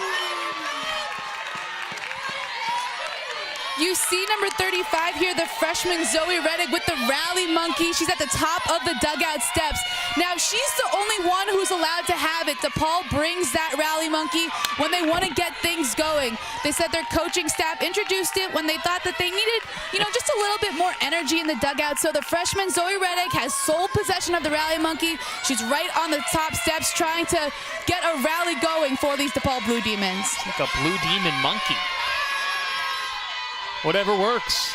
Freshman from Crown Point, Indiana. Bouncing ball hit to third, and it eats up the third baseman, Chloe Smith, who's been very strong for the Wildcats. but not this time. You're taught to go ground up as a defensive player, and she did. I think it was just the combination of the big swing. You're so used to those balls getting on you hot down at third base, and this one never got to Smith. She's ready, she goes down, and it just, she was waiting and waiting and waiting, and just glanced off of her.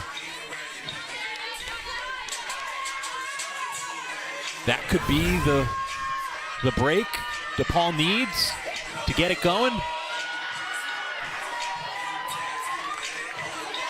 Well, here's Brooke Johnson.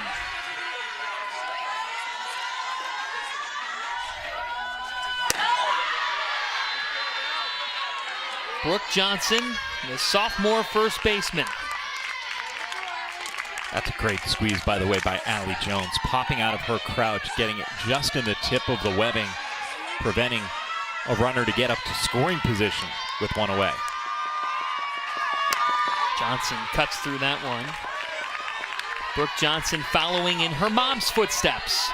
Christy Rude Johnson was a 3-year letter winner as part of DePaul softball from 1992 to 94. And Christy's sister Dawn Biles also attended DePaul. This one's flared and caught.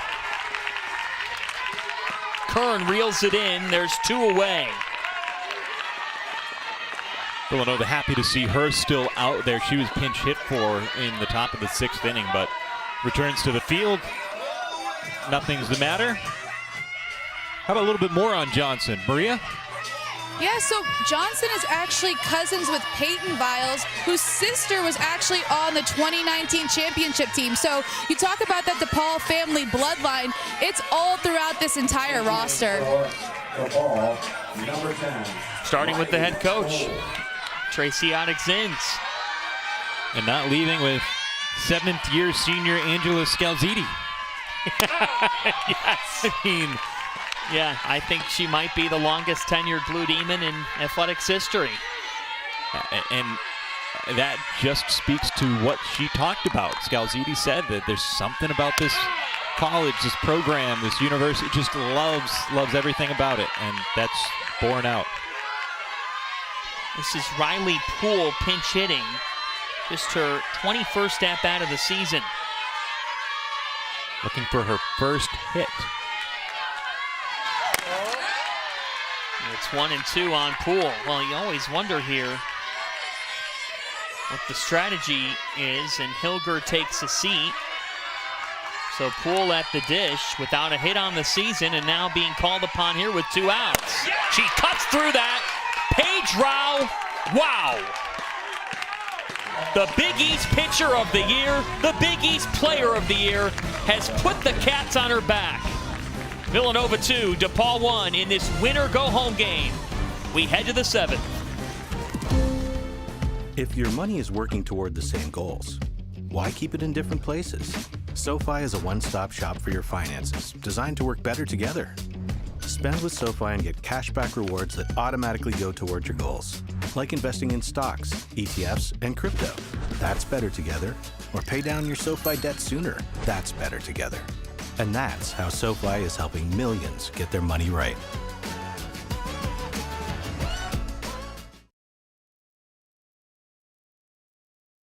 What is a Villanovan? In 30 seconds? Well, Villanovans aim high. Top 50 National University high. We think fast and stay connected. V's up. Villanovans think deeply, push boundaries, and go, go, go! Still with me? We climb corporate ladders and these ladders. This campus is our home, but you can find us almost anywhere. Villanovans have big hearts and solve even bigger problems, and we celebrate together. Ignite change, go Nova. Here, we do what others don't. Dream what others won't, driven to leap forward, determined to always give back. Here, we work where giants have played, where the connection of work and ethic is made. A diverse community possessed with a passion To know and grow and go and show the world we are prepared to change it. Here, we ask what must be done, for in doing we learn and earn success. and you can get there from here. DePaul University. Here, we do. Krista Dahlgren has put up 5 strikeouts and kept DePaul in this one. She's been great. giving up that run in the top of the first inning. Some pitchers would let that bring them off the rails. Instead, Dahlgren has bounced back. She's been mentally strong, and she's been physically strong as well. Blowing away some of these Villanova Wildcats, freezing others. And she's just been rolling right along, even though it's Villanova that has the 2-1 lead. Sydney Hayes, the number 8 hitter in this lineup, leads it off for Villanova. A ground out and a strikeout in this game. Dahlgren will see Hayes. Danny Dabrowski. And then Paige Rao. And we'll see if she approaches Paige Rao with this as a one-run game. She has once in this game.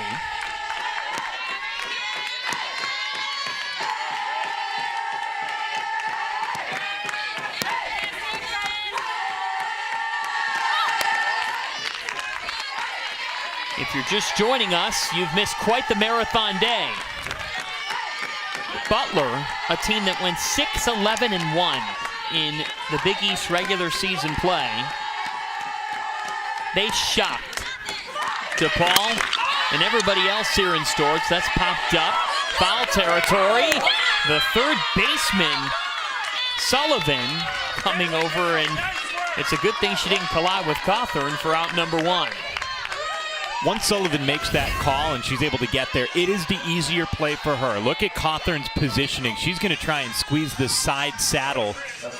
And everything on the communication side of that went as well as it could have. It's just Cawthorn needs to vacate the premises a little quicker and a little more confidently so that there isn't a larger collision. Fortunately for DePaul, there wasn't. Pearl Barrasso is actually substituted in. As Dabrowski grounds one to second, Hilger to Johnson, 2 out.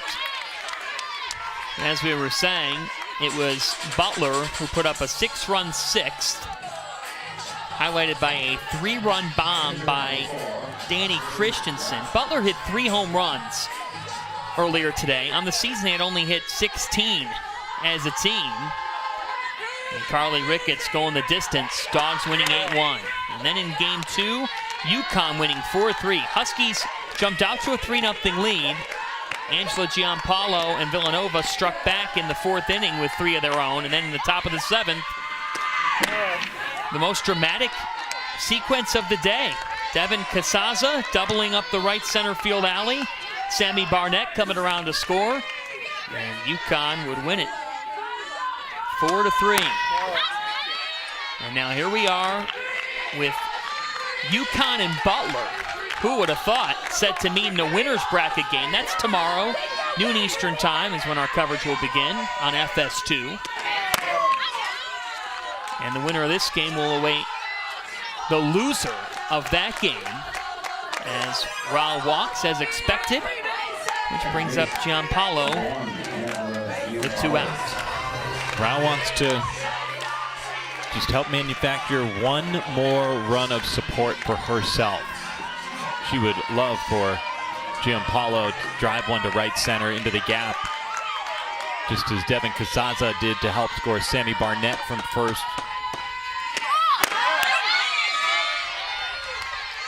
But keep an eye on that defense. It's way back in the outfield. They're going to get to any ball up the gap. I don't think it's a sure thing that Rao would get all the way around from first base.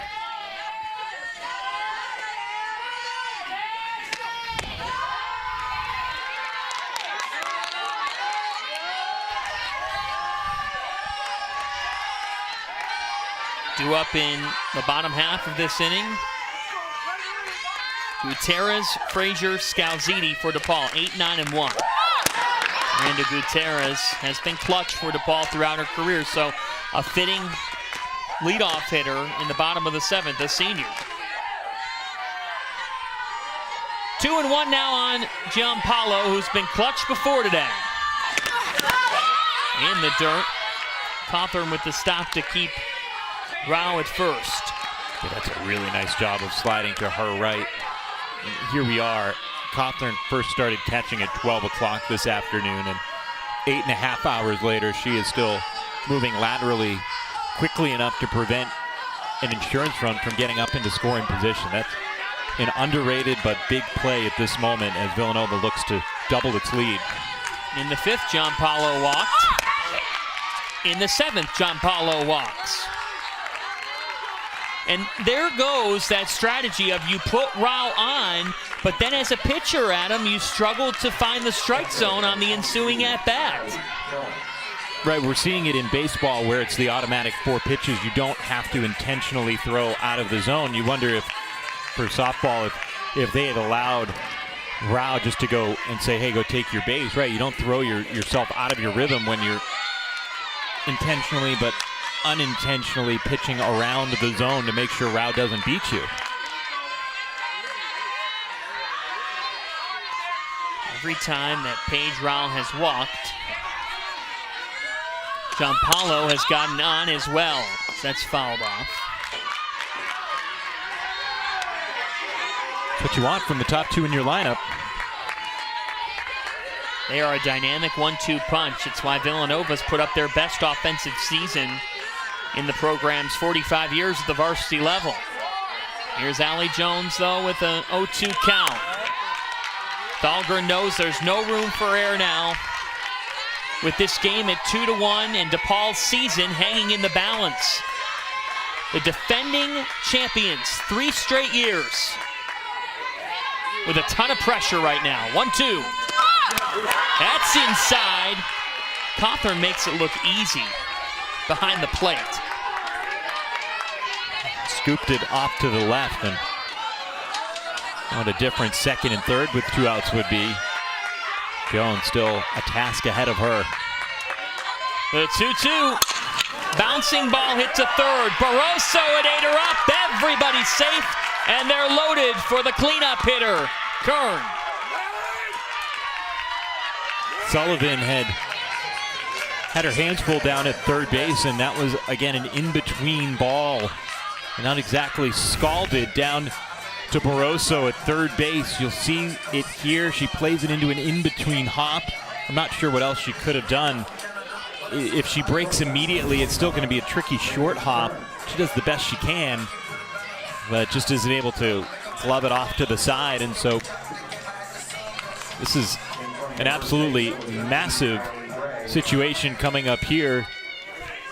Pinch runner at first base, but the important runners, Rao at 3rd, you've got Gianpaolo at 2nd, so if this ball's hit to the gap, maybe you give you a chance to clear the bases now. Aaron Gray pinch runs for Allie Jones. First pitch swinging, Megan Kern in grand fashion! A grand slam for the cleanup hitter, Megan Kern! May have very well just sent Villanova through to tomorrow.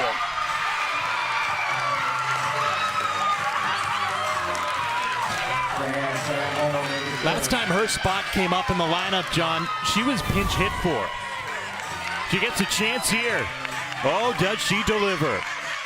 A massive swing for Villanova's shortstop. And Kern sending one deep into the Stores night. I think you might be right, with Villanova up 5 runs in the final frame. Her 4th home run of the season. What a clutch grand slam for Megan Kern. Let's send it back to Maria. Right before that at bat, guys, Gabby Ludi said to Megan Kern, hitting is all about swinging hard and just making contact in the most matter-of-fact way, as if, Megan Kern wasn't thinking about swinging hard and making contact. Well, she did so right there. She swung really hard, and she made some great contact, put that ball way over the outfield fence. The junior from Royersford, Pennsylvania. What a time for her 4th bomb, and the irony that she got pinch hit for on her previous plate appearance. And she comes back and delivers a grand slam. Pretty remarkable stuff.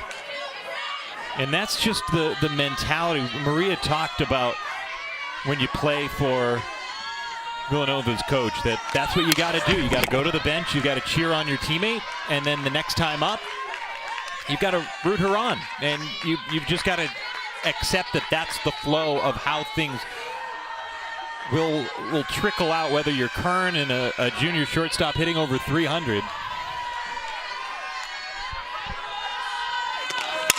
That one's bounced back up the middle by Smith, and it's a 2-out single as the party continues for the Wildcats.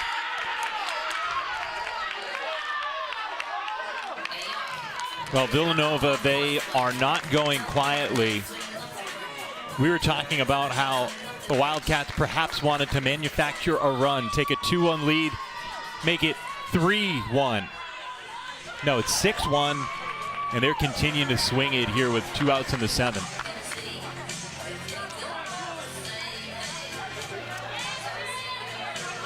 Got the clarification. It was Smith who was pinch hit for in her previous appearance. So Kern ended up hitting but going down. But how about a 5 RBI game for Megan Kern? Absolutely incredible. She is the star. And Bridget Orchard told us, and Maria's referenced it, it could be any given bat for this Villanova team. And every bat right now has caught fire. DaCosta into left.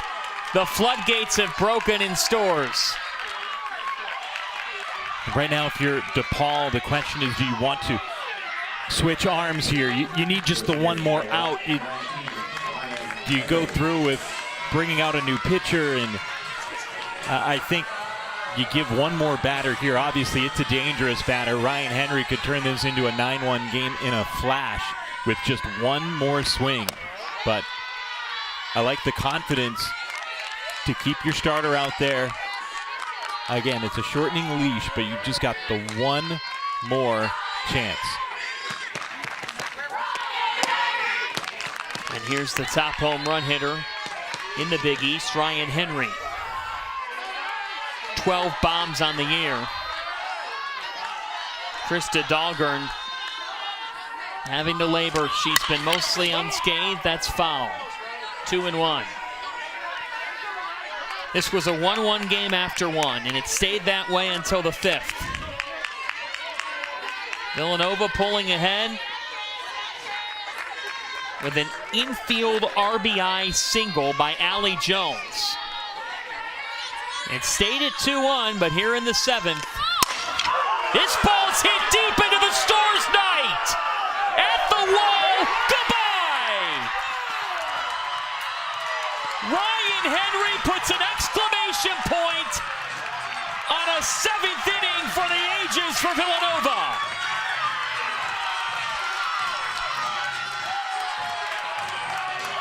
That's her Big East leading 13th bomb of the year.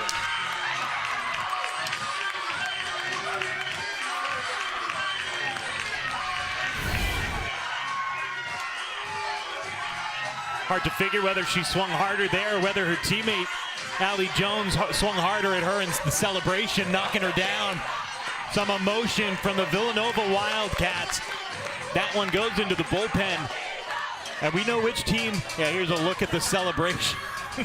Knocking her down. She's got a smile. Her teammates, once they realize she's all right, they're all right with that celebration between those two. Jones, Henry, having a blast, a pair of catchers who all year long, it's not been a competition, their head coach said. It's been them wanting each other to succeed. It's not, hey, if you do poorly, that means I'm going to get more playing time. Rising tide raises all ships for Villanova's catchers, and those ships have raised to the levels of an 8-run lead here in the 7th. You see a couple big bombs there from the Villanova offense, and we talked a little bit earlier about head coach Bridget Orchard's hitting jacket. She put it on, it looks like it took about an inning to warm up, because now in the 7th inning, 7-run spot for the Villanova Wildcats. We can't be sure. It doesn't look like on our monitor that she's rubbing the electrified crystals together between her fingers, so I guess it's got to be the hitting jacket, not the electric crystal, although maybe Henry has the crystals in her pocket. Henry was the one who supposedly gave these lucky crystals to her coaching staff. certainly looked like she had an electrified bat on that last swing for the Wildcats. DePaul makes the pitching change and gives the ball to freshman Juliana Gomez, part of the future of this program. Gomez making her 7th appearance, 3.90 ERA. In 23rd and a third, she has given up 13 earned, but just giving her a chance to pitch in the Big East tournament. This is what Tracy Onyx-Zins does now in a 9-1 game. A bunt. Foul called. And the question is, was Hayes out of the box? And she's out. She was out of the box, so Sydney Hayes is retired. A 7-run 7th by Villanova. Earlier today, a 6-run 6th by Butler. And that's the kind of day it's been for DePaul. The Cats. A grand slam by Megan Kern. An emphatic leap to the plate. And then a 3-run shot. And Villanova's on their way to tomorrow. What is a Villanovan in 30 seconds? Well, Villanovans aim high. Top 50 National University high. We think fast and stay connected. V's up. Villanovans think deeply, push boundaries, and go, go, go! Still with me? We climb corporate ladders and these ladders. This campus is our home, but you can find us almost anywhere. Villanovans have big hearts and solve even bigger problems, and we celebrate together. Ignite change, go Nova.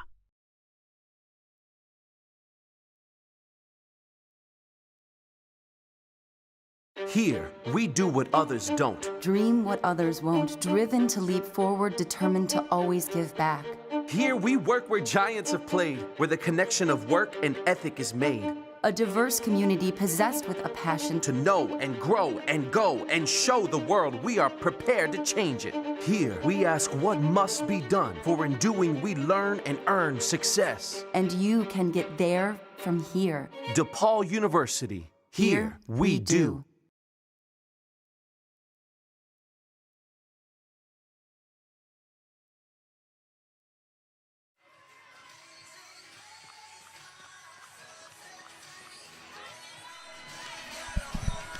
There's the hero, Megan Kern. Confident, as she should be. The shortstop for the Villanova Wildcats, delivering a grand slam in the toughest part of the park to hit it, Adam. And again, for Kern, just a day, but the swing. It's the swing. 4 runs batted in on that swing, 5 on the day. And, 2 for 3. Incredible stuff for her. And a 306 hitter coming in and just delivering in a massive moment for Villanova, which is to take nothing away from Ryan Henry's big swing. Miranda Gutierrez drives one to right. At the wall, it's caught. Seitz makes the snag, and that's the kind of day it's been for DePaul. Just a little short. And, for DePaul, that does sum it up. And it's absolutely stunning that a team that was 13-1 in the regular season, on the precipice, back up against the ropes, 2 outs away from going 0-2 here today. It takes nothing away from what Butler was able to do in the first game of the day for us. It takes absolutely nothing away from what Villanova was able to do. This final score, the score as it stands right now and what could potentially be close to what we see as a final score, it doesn't reflect the 2-1 pitchers duel that we had going into the 7th. And, I think the same could be said for Game 1. It was a 2-1 affair going into the 6th before it was blown open by the Butler Bulldogs. For DePaul, it just speaks to their first inning run in both games. And then the bat's not able to get going in any of the subsequent innings. Yeah, an offense that averages nearly 5 runs per game has been held to just a combined 2. Looking ahead to tomorrow, Butler and UCONN at noon. The winner advances to championship Saturday. The loser has to play, in all likelihood, the Wildcats right after.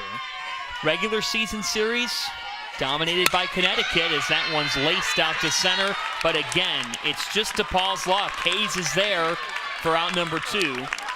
In the regular season, UConn swept away Butler and outscored them 11-3, but Butler showed us earlier today you can throw out any stat you'd like. Oh, no doubt.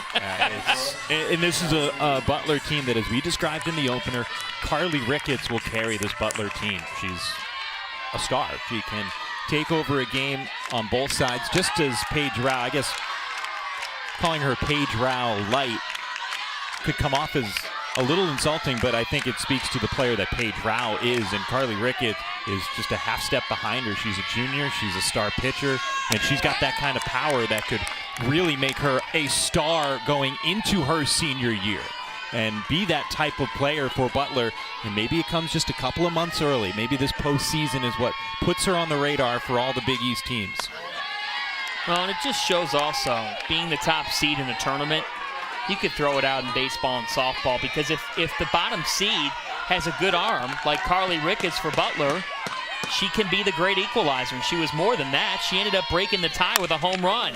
Here's a flare. This drops and keeps DePaul alive. Scalziti, who we should mention, has had an absolutely outstanding career for DePaul. Outstanding career. That's one more hit under the belt for her. It very well might go down as her final one in a DePaul uniform. And certainly multiple emotions on her face over it at first base.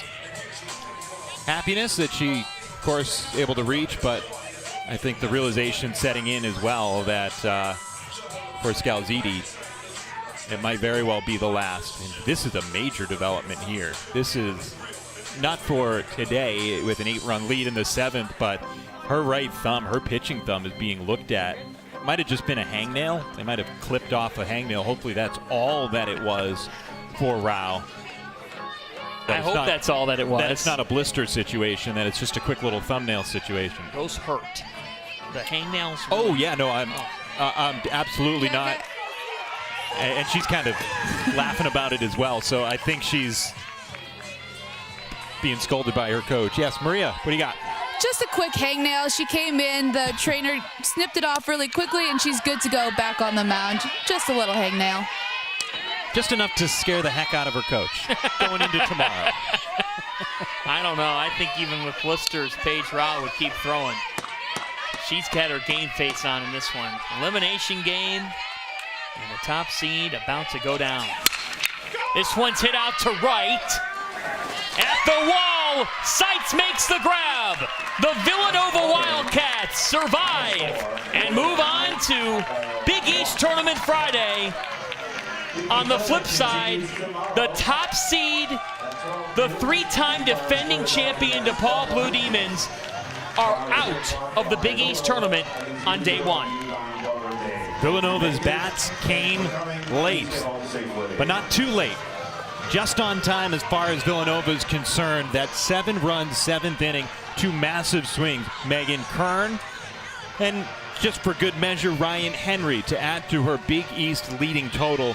So you've got Kern and Henry, a pair of juniors that delivered when it mattered most. Kern was the one that gave all the cushion necessary, broke a 1-run game, turned it into a 5-run lead. 5 runs batted in on the day for her. Quite the day. And for Megan Kern Jr. from Royersford, Pennsylvania, she's going to be our star to chat with her after this one. Let's send it down to Maria, who's with Megan Kern. Megan, you know, your team came off that first loss of the day, and this one was also super close. How did you guys stay in it throughout the entirety of the innings and just keep fighting? I think for our seniors, we know this is their last run, so we really want to do it for them. And also the people that were here 2 years ago know what it was like. So we really just fired up for this game. And then you come up in the 7th with that big grand slam. What was going through your mind at that moment? Honestly, I knew I was early, like I was swinging early all game. So I was like, all right, just sit on it, look for your pitch. And I just saw it well. And what did you see when you came around third, home, back into the dugout? What was your teammates' reaction to that? Nothing's better than seeing them all fired up. Now going forward, you guys have another game tomorrow. What's your mindset heading into tomorrow? I mean, we obviously need to stay fired up, but we also need to remain calm and focused and just stick to our game plan and play our game. Awesome. Well, good luck and congratulations. Thank you. Thank you, Maria. Very nice job here throughout the day. Adam, your final thought. Everything was unexpected today, right? The 4 seed knocked off the 1, the 3 seed got caught fire and was able to knock off the 2. So you've got a 4 versus 3 in the first game tomorrow, and then it's Villanova that had just enough offense exploding late to hold off DePaul, and it's the 1 seed that's out. Boy, this was fun, and the next couple of days starting tomorrow on FS2. If you thought today was fun, it's only going to get better from here. You can join us on FS2 beginning at noon Eastern time tomorrow with UCONN and Butler. They'll face off for a trip to championship Saturday. And then at 3 Eastern time, we'll have the loser of that one taking on Villanova. The final again, the Wildcats 9, DePaul 1. Blue Demons eliminated. For Maria Tribal Peace, my partner Adam Giardino, this is John Fanta saying good night. Thanks to Ryan McGahey, Dagan Hughes, and our crew. Villanova moving on in the Big East softball tournament. Have a great night, everybody.